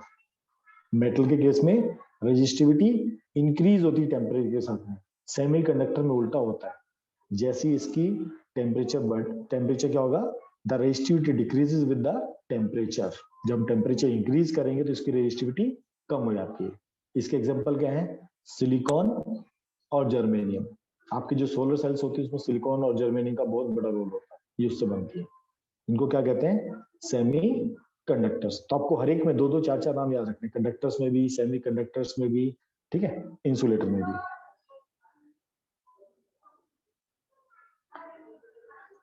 नेक्स्ट आपका थर्ड है insulators. They have practically no free electrons. लकड़ी, ग्लव्स, सनमाइका, चाइना, ठीक है, इसका रेजिस्टेंस कितना है, 10 की पावर 10 ohms टू 10 की पावर 17 ohms। ये हम जो चार्ट देखें उसको आपको दिखाई देगा। And their resistivity, they have very high resistivity and it resistivity decrease with rise in temperature. तो आपको एक एक 2-2 पॉइंट इसमें लिखने हैं। तो आपके कंडक्टर्स हो गए, सेमीकंडक्टर्स हो गए, इंसुलेटर हो गए। यहां तक किसी को डाउट हो तो आप लोग पूछ सकते हो। Any doubt till here? फिर हम अगले उसमें अब चलेंगे सुपर कंडक्टर।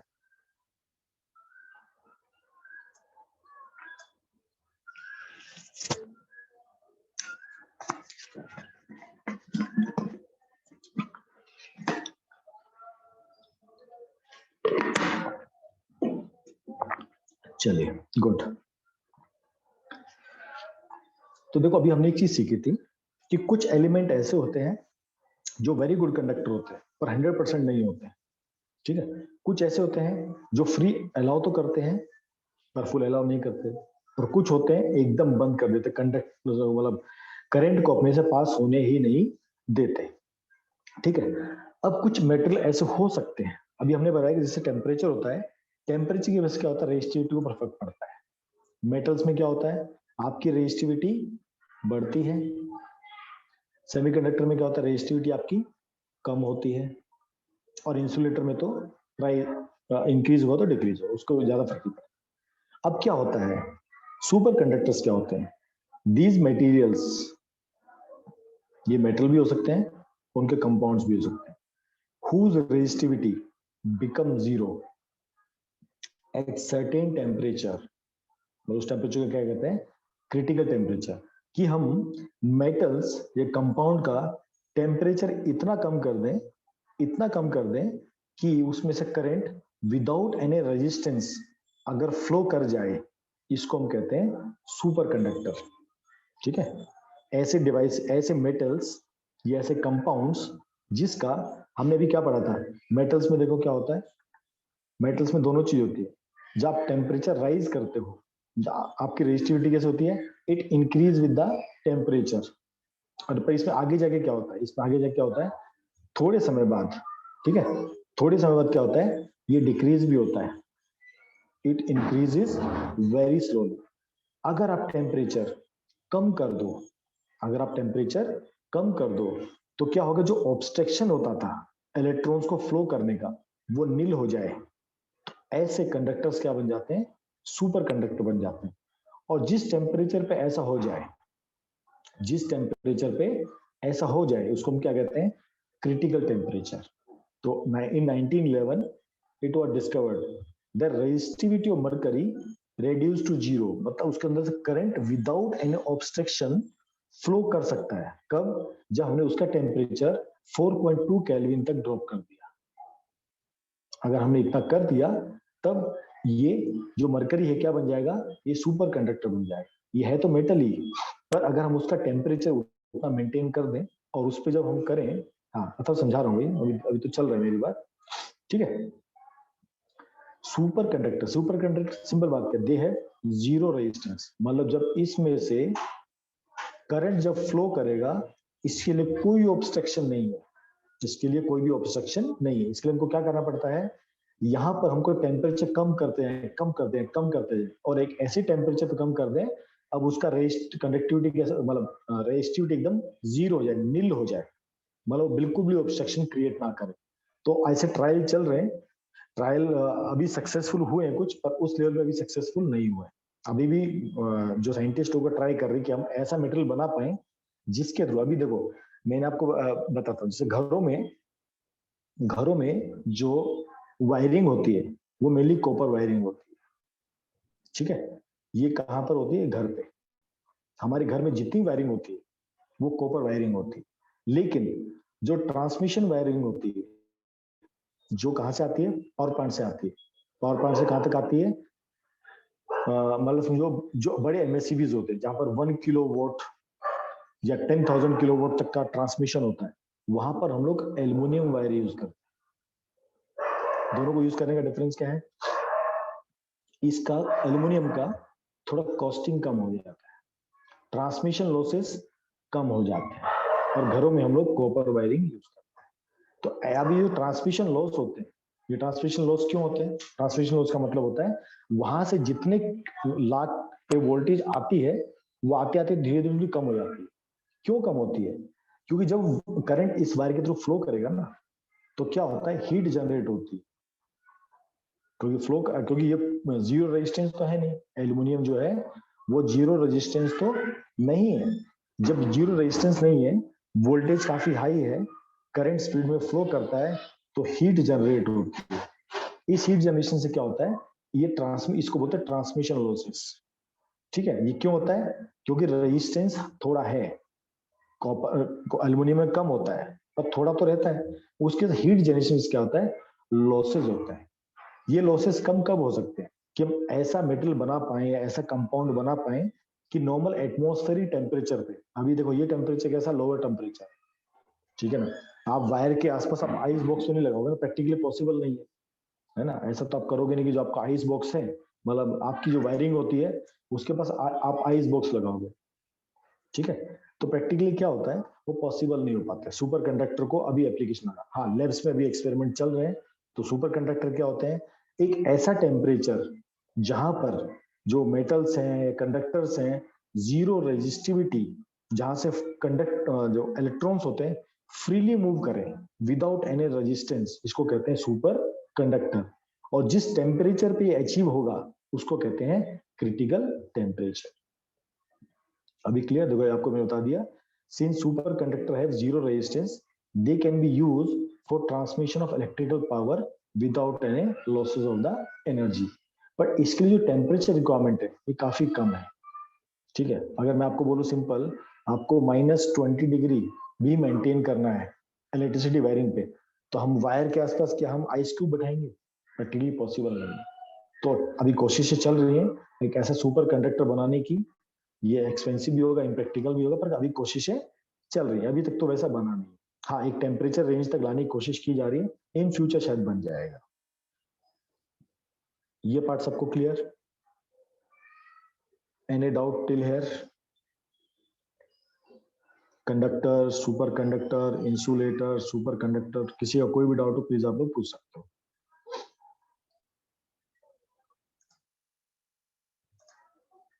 चलिए, अब नीचे एक टेबल है, इस टेबल में जस्ट वैल्यूज है, आपको वैल्यू याद नहीं रखनी है, जब आपको क्वेश्चंस आएंगे एग्जाम में तो आपको डायरेक्ट वैल्यू मिलेगा, तो आपको वैल्यूज याद नहीं रखनी है, आपको सिर्फ समझना है, ठीक है।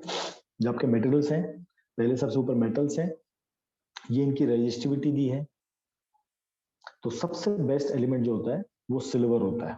अगर हमको वायरिंग में यूज करना है, हमको सिल्वर सबसे बेस्ट होता है, क्योंकि उसकी रेजिस्टिविटी सबसे कम होती है, मतलब इसके अंदर से करंट बहुत इजीली फ्लो करेगा। उसके बाद होती है कॉपर की। अब गोल्ड और कॉपर के प्राइस में बहुत बड़ा अंतर होता है, इसलिए घरों में हम लोग सिल्वर वायर यूज नहीं करते वायरिंग करने के लिए, हम कौन सी वायर यूज करते हैं, कॉपर वायर यूज करते हैं। फिर उसके बाद आपका आता है गोल्ड, गोल्ड भी हम लोग यूज नहीं कर सकते, कॉस्टली बहुत होता है। फिर आपका आता है एल्यूमिनियम, इसलिए आप नॉर्मली देखोगे जब भी वायरिंग होती है या तो कॉपर की वायरिंग होती है या एल्यूमिनियम की वायरिंग, जितनी भी आप वायरिंग आज इंडस्ट्री देखोगे दो ही चीज होती है, कॉपर और एल्यूमिनियम। घरों में नॉर्मली कॉपर वायरिंग यूज होती है और जो ट्रांसमिशन वायर्स होती है उसमें एल्यूमिनियम यूज किया जाता है, ठीक है। उसके नीचे कुछ एग्जांपल्स है एलॉयज के, आपके टंगस्टन है, निकल है, आपका जो बल्ब के अंदर जो वायर होता है जिसके वो बल्ब ग्लो करता है वो टंगस्टन का बना होता है, इसलिए वो हीट और लाइट एनर्जी दोनों प्रोड्यूस करता है।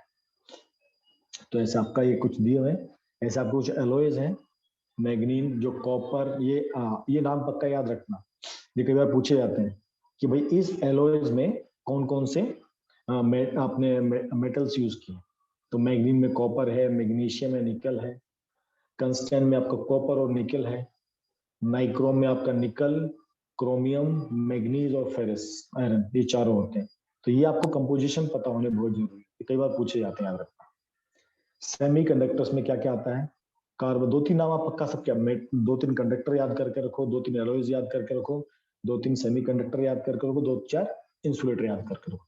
तो सेमी कंडक्टर में आपके आते हैं सिलिकॉन, कार्बन आपका आता है, जर्मेनियम आता है, सिलिकॉन आता है, इसमें मैक्सिमम वो आते हैं जिनके आउटर शेल में 4 इलेक्ट्रॉन्स होते हैं।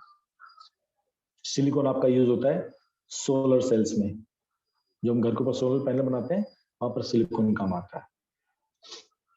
और इंसुलेटर में आपके कई सारे एग्जांपल हैं, glass, would, amber, mica, hard rubber, ठीक है, ये तो कई सारे एग्जांपल आपके। तो आपको ये रेजिस्टिविटी याद करने की जरूरत नहीं पड़ेगी, आपको पहले बताता हूँ, ये आपको क्वेश्चन में गिवन होती है, जब हम कुछ क्वेश्चन सॉल्व करेंगे रेजिस्टर्स के रेजिस्टेंस के ऊपर तब ये काम आएंगे आपको। ओके, अब एक इंपॉर्टेंट टॉपिक और आप लोगों ने देखा है कि हमको करंट लगता है ना, अगर हम गलती से वायर को छू देते हैं तो क्या होता है, हमको करंट लगता है। ऐसा क्यों होता है, एनी आइडिया?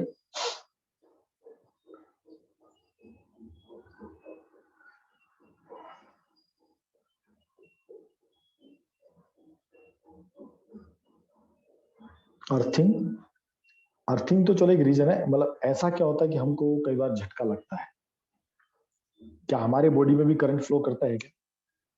आपको क्या लगता है? Yes sir, we are good conductors. Yes, एकदम सही बात है। आप लोगों ने यह मैग्नेटिक इफेक्ट ऑफ करंट जब चैप्टर पढ़ेंगे ना, आप लोगों ने एमआरआई तो सुना होगा कि एमआरआई स्कैन किया जाता है, सुना है सबने? प्रसिद्धि नहीं सुना? यस, है ना? हम एमआरआई करते हैं। हम एमआरआई क्यों करते हैं? हमारी बॉडी में आप देखो, जब हम अगला चैप्टर, जब ये चैप्टर पढ़ेंगे ना, कंट्रोल एंड कोऑर्डिनेशन, वहां पर हम नर्वस सिस्टम के बारे में पढ़ेंगे। तो सिंपल सी इतनी बात समझो, आप एक सिंपल सी भाषा में समझते हैं, सिंपल भाषा। ब्लड में आपने देखा, ब्लड एक क्या करता है, ट्रांसपोर्टेशन का काम करता है। हमारे प्लाज्मा में, हमारा जो ब्लड का लिक्विड पार्ट क्या होता है, प्लाज्मा, हमने कल पिछली क्लास में पढ़ा था, है ना? प्लाज्मा में आपके आरबीसी ट्रेवल करते हैं, डब्ल्यूबीसी ट्रेवल करते हैं। तो आपका ब्लड देखो कंटिन्यूस ट्रेवल करता है, उसके अंदर आपके आरबीसी वगैरह सब ट्रेवल करते हैं। आपका करंट क्या होता है? It is flow of electrons. तो हमारी बॉडी में, अभी सिंपल एकदम बेसिक भाषा में अपन समझेंगे, हमारे बॉडी में नर्वस सिस्टम है।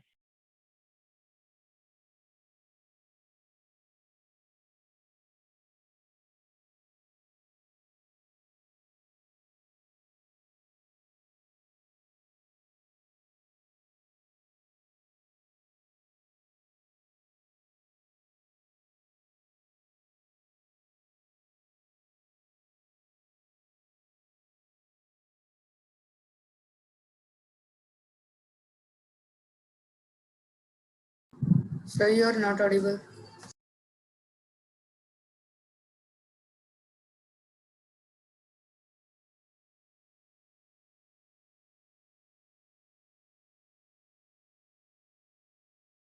Excuse me, sir, you're muted.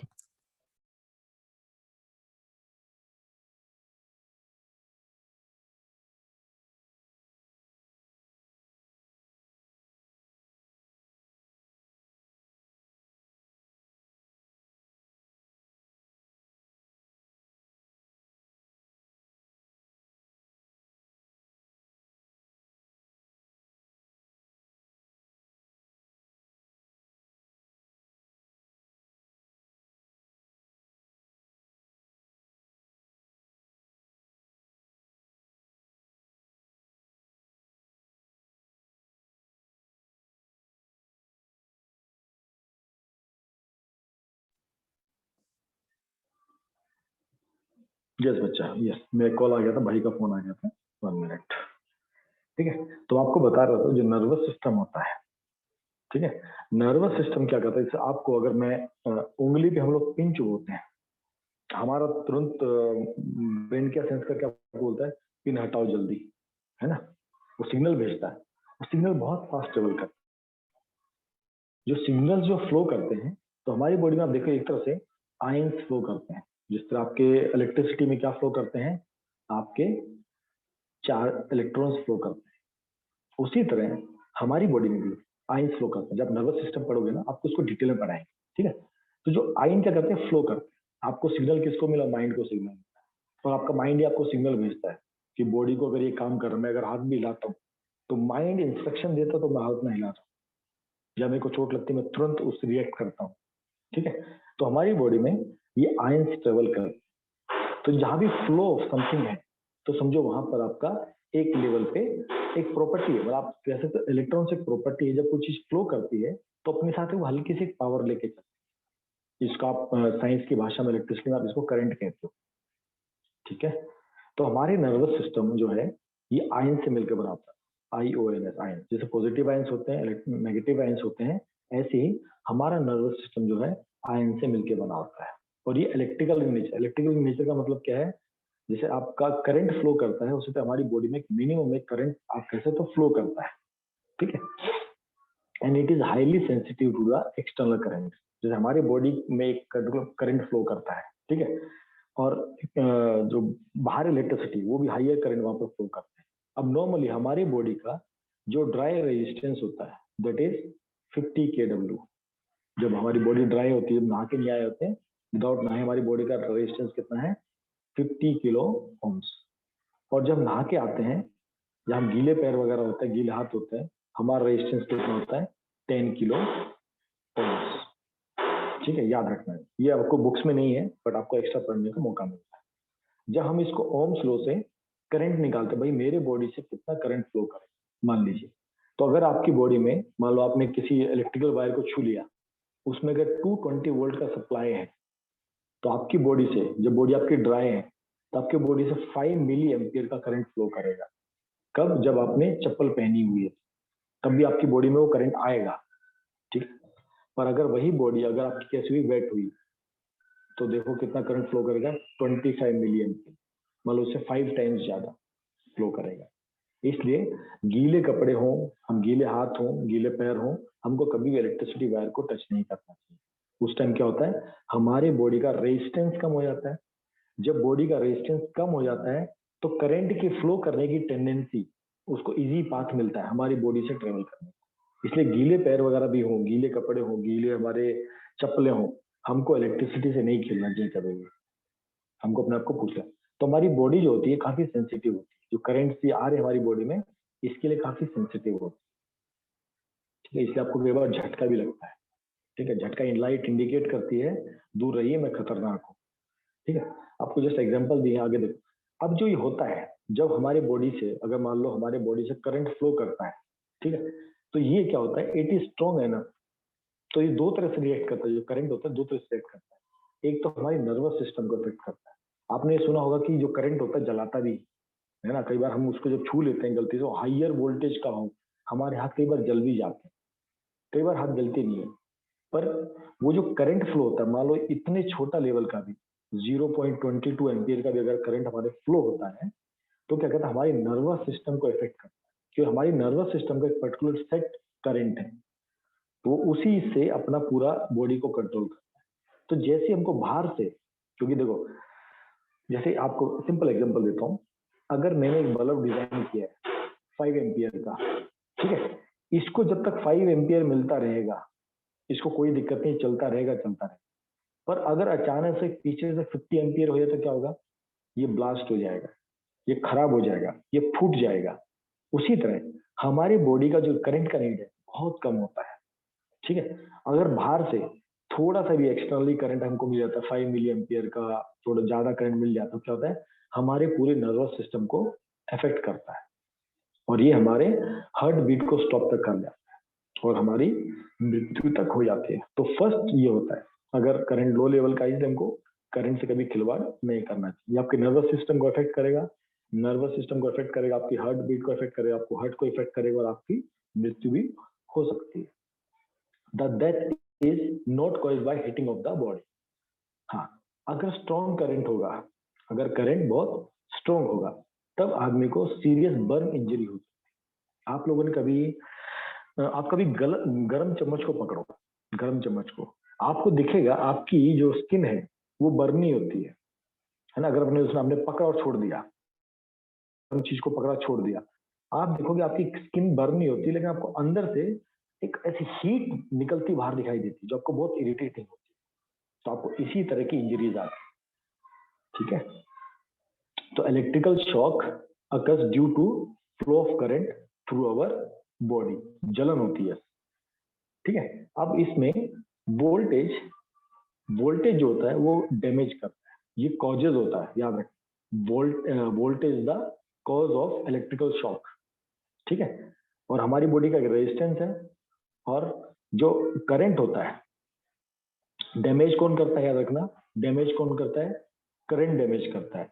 Reason कौन बनता है, वोल्टेज। तो हमारी बॉडी में समझो वोल्टेज आई है ना, हमने किसी वायर को पकड़ा, उसमें एक पर्टिकुलर वोल्ट है, हमारा बॉडी कैसा बन गया, रजिस्टर बन गया। अब हमारी बॉडी से क्या फ्लो करेगा, करंट फ्लो करेगा। तो अगर जो डैमेज होता है उसका कॉज क्या है, करंट, ठीक है, याद रखना। तो voltage of 100 volt is sufficient, याद रखना। घर पे तो 220 आता है, पर 100 वोल्ट का भी हमारे लिए सफिशिएंट है। इसलिए लाइट से पंगे कभी नहीं लेना। हाँ, कभी इलेक्ट्रिसिटी पे काम करना हो, और always wear rubber shoes, gloves, हमेशा याद रखना, ठीक है। यहाँ तक कोई डाउट है तो आप पूछ सकते हो। Any doubt till here?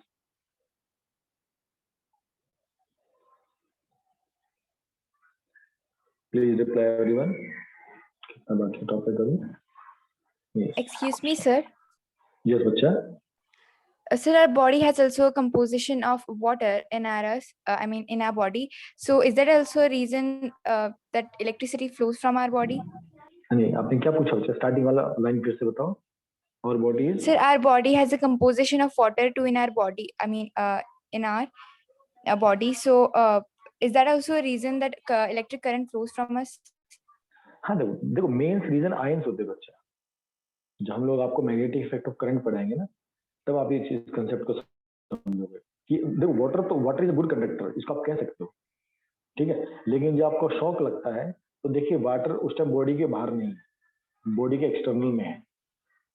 आपको जब शॉक लगता है, हमारा देखो हमारा जो स्किन होता है ये किससे कनेक्ट है? हमारे नर्वस सिस्टम से कनेक्ट है. आपको हल्का सा पिंच उठता है, आप देखो वहां पर वाटर नहीं है, आपको जो पिंच उठेगा आपका नर्वस सिस्टम तुरंत आपको सिग्नल सेंड करता है.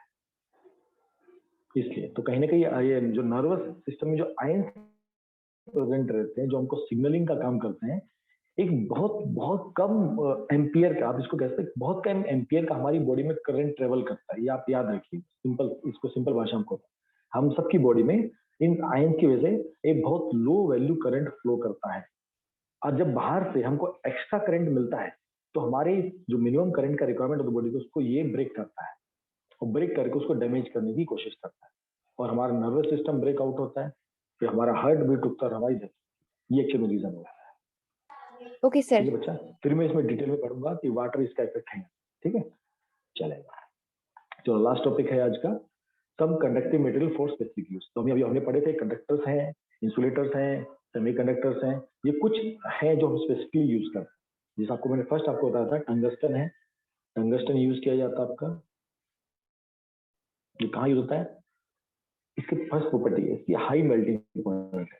सो इतना टेम्परेचर होने के बाद ये वायर मेल्ट करता है, ठीक है, एंड बिकम इंसिडेंट, मतलब ये लाइट को एमिट करता है. इसलिए आपको जो येलो वाला बल्ब होता है, इसमें हम इसको टंगस्टन वायर को यूज करते हैं. हमारा पूरा वायरिंग कैसा होता है? पीछे से वायर आती है कॉपर की आती है, हमारे बल्ब यहाँ पर कनेक्ट होता है, ये हम सबने देखा है.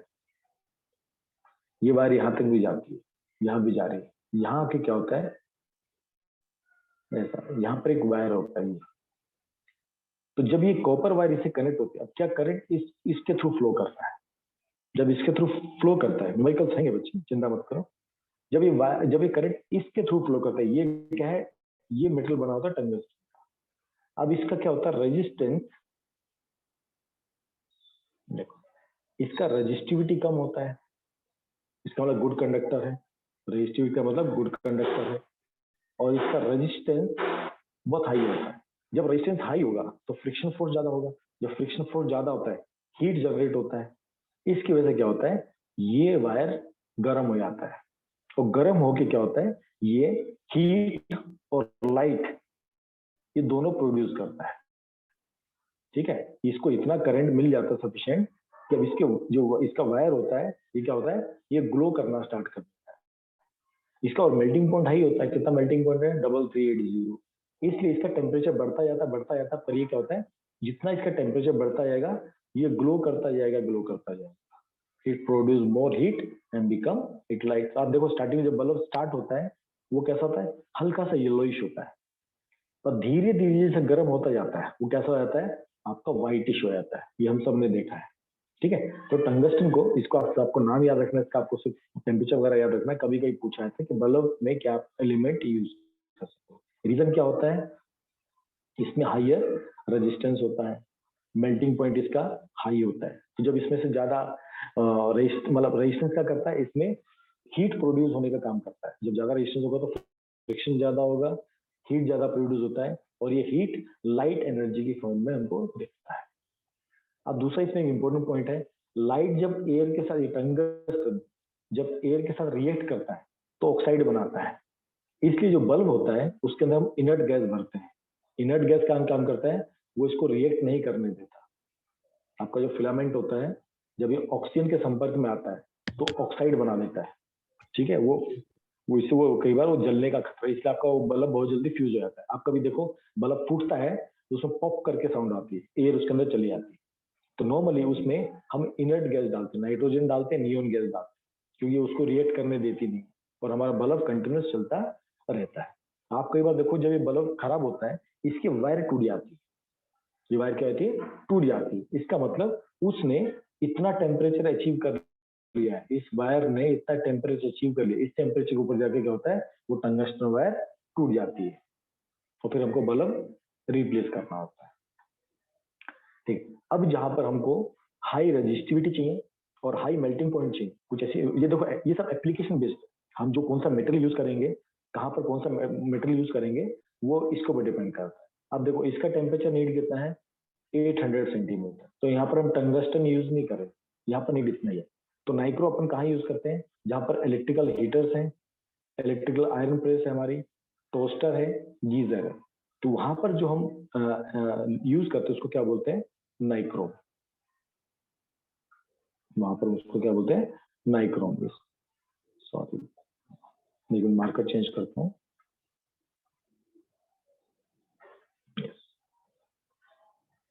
तो हम यहाँ क्या यूज करते हैं, नाइक्रोम, एलॉय ऑफ निकल, chromium, manganese, it has high resistivity. आप देखो हर एक में आपको डिफरेंट डिफरेंट पॉइंट मिलेगा, हाई रेजिस्टिविटी और हाई मेल्टिंग पॉइंट। तो आप क्या लिखोगे, नाइक्रोम, ये आपको याद रखना है। It does not react with air when it is red hot at 800 degree centigrade. तो इसको हम कहाँ यूज करते हैं, electrical heater, iron press, toaster and geyser.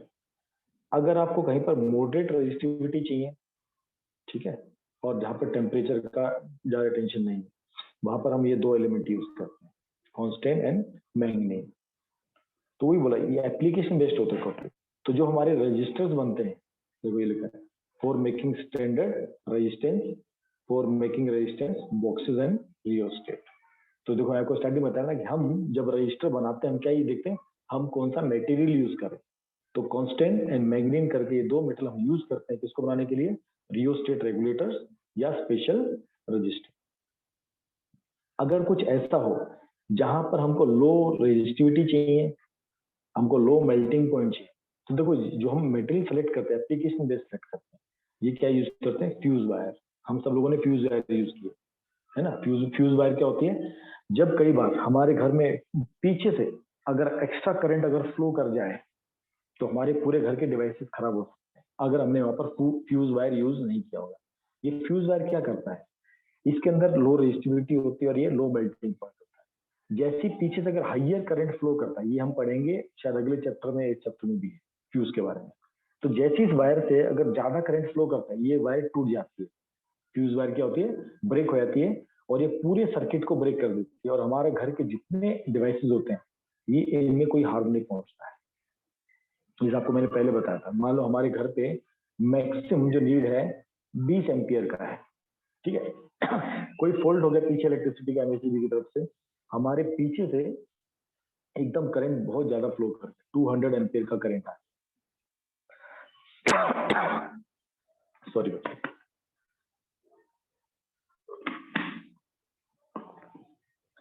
अगर अचानक पीछे से बहुत ज्यादा करंट आ जाए, बहुत ज्यादा करंट आएगा तो क्या होगा, हमारा ये फ्यूज वायर क्या करता है, उसको सर्किट को, ये बहुत पतला सा वायर होता है, इतना छोटा सा डिवाइस होता है, इसको ब्रेक कर देता है और हमारे घर का जो सर्किट ब्रेक हो जाता है तो हमारे घर के सारे डिवाइसेस बच जाते हैं। तो इसलिए फ्यूज वायर किसका बना होता है, टिन और लेड एलॉय का, ये आपको याद रखना है। It is important to remember that function of a fuse wire does not depend on its length, ठीक है, नॉर्मली ज्यादा डिपेंड नहीं करता, ये बहुत पतला सा वायर होता है, थिकनेस के ऊपर ज्यादा डिपेंड करता है, लेंथ पे डिपेंड नहीं करता, थिकनेस पे ज्यादा डिपेंड करता है, ठीक है। नेक्स्ट आपका कॉपर एल्युमिनियम है, जो मैक्सिमम ये मेटल दोनों कहाँ यूज होते हैं, these metal possess low resistivity. बताता हूँ बच्चा, वो अलग चीज होता है, फ्यूज अलग होता है और एमसीबीज अलग होते हैं। They possess low resistivity and they are generally used in the electrical circuit and transmission line, ठीक है। Since aluminium is lighter than copper, ये आपको मैंने एग्जांपल दिया था, they are perfect for long term transmission line, ठीक है। दोनों की रेजिस्टिविटी लगभग नियरली सेम होती है, पर एल्युमिनियम को हम यूज करते हैं ट्रांसमिशन लाइन के लिए, क्यों, ये लाइटर होते हैं, वो ना आपके वायर ऐसे लटके रहेंगे, कॉपर थोड़ा हैवी होता है और एल्युमिनियम थोड़ा लाइट होता है। तो देखो मैंने आपको कहा था, जो रजिस्टर्स होते हैं, रेजिस्टिविटी है, कंडक्टिविटी है, ये टोटल हमारे मटेरियल्स के ऊपर डिपेंड करता है, हमारा नीड कैसा है, हमको कितने उसका रजिस्टर चाहिए, हमको क्या कहाँ एप्लीकेशन करना है, वैसे हम metals, non metals, alloy, conductors को यूज करते हैं। ठीक है, अभी अमित ने पूछा now do we get switch, fuse. बच्चा फ्यूज अभी भी होता है, ठीक है।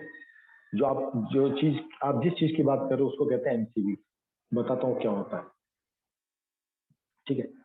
अभी हमारे ये एक्चुअली बात की चीज है, तो हल्का समझ लो। फ्यूज वायर एग्जिस्ट करती करती है, एमसीबी होते हैं, एमसीबी इसको बोलते हैं मल्टीपल सर्किट ब्रेकर्स। आजकल घरों में क्या होता है, जैसे हमारे घर में फैन का करंट रिक्वायरमेंट अलग है, एसी का अलग होता है, हर एक सिस्टम का अलग होता है। तो हम घर को कैसे डिजाइन करते हैं आजकल, तब जो एमसीबी ऐसे होते हैं, ऐसे स्विच टाइप के होते हैं, ऊपर नीचे आप इनको कर सकते हैं, ऐसा मल्टीपल होते हैं। तो समझो आपको किसी सिस्टम के थ्रू, मतलब आपको इस वाले वायर को केवल आपको एक रूम में लेके जाना है,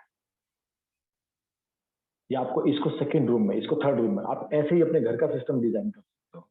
दूसरा, आपके एक वायर से केवल फैन चले, आपके एक वायर से एसी चले, आपके इस वायर से घर का आपका फ्रिज चले या वॉशिंग मशीन चले। तो आप इसमें क्या करते हो, जैसे किसी जगह करंट का रिक्वायरमेंट केवल 1 एम्पियर का है, तो आप घर के सारे डिवाइसेस जिसका लोड 1 एम्पियर हो, आप उसको इस एमसीबी से कनेक्ट करते हैं। आपके घर के स्टार्टिंग में लगता है, आपके घर के स्टार्टिंग में लगता है, तो इस वायर के थ्रू जब करंट फ्लो करेगा, ये केवल 1 एम्पियर का होगा। इसके थ्रू आपको 5 एम्पियर का बनाना, 5 एम्पियर बना दो। इसके थ्रू आपको एसी का बनाना, भाई एसी का करंट नीड ज्यादा होता है, 15 एम्पियर चाहिए होता है। तो इस वायर, तो अब देखो, जो 1 एम्पियर का वायर होगा ना, उसका थिकनेस डिपेंड करेगा, उसका लेंथ भी डिपेंड करेगा। तो आप ऐसे अपने पूरे घर का आप डिजाइन कर सकते हैं, इलेक्ट्रिशियन यही काम करते हैं। ठीक है, यहां तक सबको clear? Any doubt till here?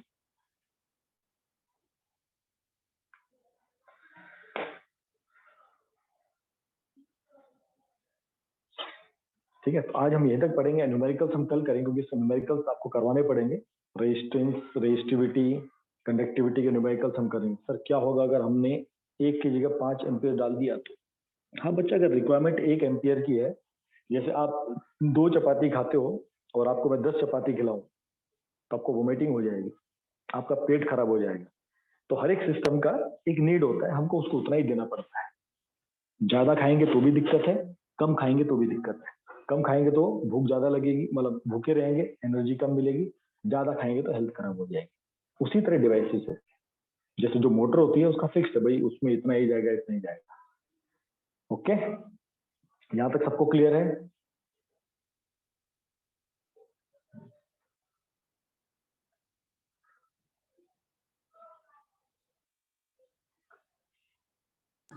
Sir, will you send the PDF on the group? हाँ बच्चा, मैं पीडीएफ आपको send So, sir, can you send the PDF from the Ohm's law? Ohm's law का वो बच्चा ऑलरेडी ग्रुप पे है, आपको अगर मालूम हो तो। Sir, I have actually deleted. भाई आर्यन, अब ये मत करो तुम यार, तुम गड़बड़, इतनी Sir, गड़बड़ क्यों करते हो यार? sir, by mistakenly. हाँ ठीक है, मैं फिर से सेंड करता हूँ, ठीक है। Okay Okay, sir. Thank you, sir. Okay, सबको क्लियर जो आज पढ़ाया? किसी को डाउट है किसी भी चीज में? अभी भी हमारे पास टाइम है, वैसे टाइम आज ज्यादा हो गया, 15 मिनट, कोई दिक्कत नहीं है, पर कोई डाउट नहीं होना चाहिए, ठीक है। प्लीज ऐड, क्या question? Sir please add time stamps on today's YouTube video. भैया टाइम स्टैम्प क्या होता है, हमको भी समझा देना यार कभी। ठीक है, मैं देखता हूँ, मिल गया तो अच्छा। होमवर्क डिस्कस नहीं करेंगे? नहीं बच्चा, आज थोड़ा लेट हो गया, हम कल डिस्कस करेंगे, ठीक है। कल हम न्यूमेरिकल पार्ट के ऊपर फोकस करेंगे। कल सबसे पहले आपके न्यूमेरिकल्स भी लूंगा, क्योंकि अभी न्यूमेरिकल स्टार्ट होंगे, तो कल हम दिन भर न्यूमेरिकल्स करेंगे, तो आपको न्यूमेरिकल्स का पार्ट वहां पर, ठीक है। ओके, मानसी समझ में आया बच्चा आज? मानसी, प्राची, जो नए बच्चे हैं, ऋतुजा, ऋतुजा आपको समझ में आया? Yes sir. ओके बच्चा, कोई भी डाउट हो पक्का पूछिए, ठीक है। चलो गुड। और कोई है नया बच्चा जिसको कोई डाउट हो? चलिए, thank you very much. Attendance दो एक बार फटाफट, जल्दी से attendance. Yes yes, good good good. Attendance देने में सब मेरे शेर है, एकदम तुरंत अटेंडेंस लिख देते हैं। हाँ देखा ना, मैंने कहा ना, एकदम शेर है। चलो, कोई भी आपको डाउट होता है आज का, मैं वापस आपको पीडीएफ भेजूंगा, रिकॉर्डिंग मोस्टली शाम तक कोशिश करूंगा आपकी अपलोड करने का। फिर भी कोई डाउट आता है मेरे को क्लास से पहले आप प्लीज भेज देना। एनी डाउट आपको बीच में लगता है कि सर ये भी बताना है तो आप प्लीज बता देना, क्योंकि कई चीज होती है देखो आपके बुक्स पे हैं, कई चीजें कैसी आपके कोर्स के बाहर की भी हैं, तो हम आपको दोनों ही बताने की कोशिश कर रहे हैं। तो स्टिल आपको लगता है सर ये भी बता दीजिए तो मुझे थोड़ा पहले बताया, क्योंकि मैं ऐसा नहीं कि भाई सब कुछ मेरे को आता है, हाँ पर मुझे जितना आता है उतना आपको बताने की कोशिश पक्का करूँ। ठीक है, मैंने लाइट को थोड़ा अच्छा पढ़ा है क्योंकि मैंने इंजीनियरिंग में इस चीज को पढ़ा है, तो ये हम डिजाइन वगैरह किया करते हैं, तो इसका थोड़ा नॉलेज अच्छा है। ओके आपका डिवाइस हैंग हो गया, चलिए ठीक है, ओके चलिए थैंक यू वेरी मच, हम कल फिर मिलेंगे, ठीक है।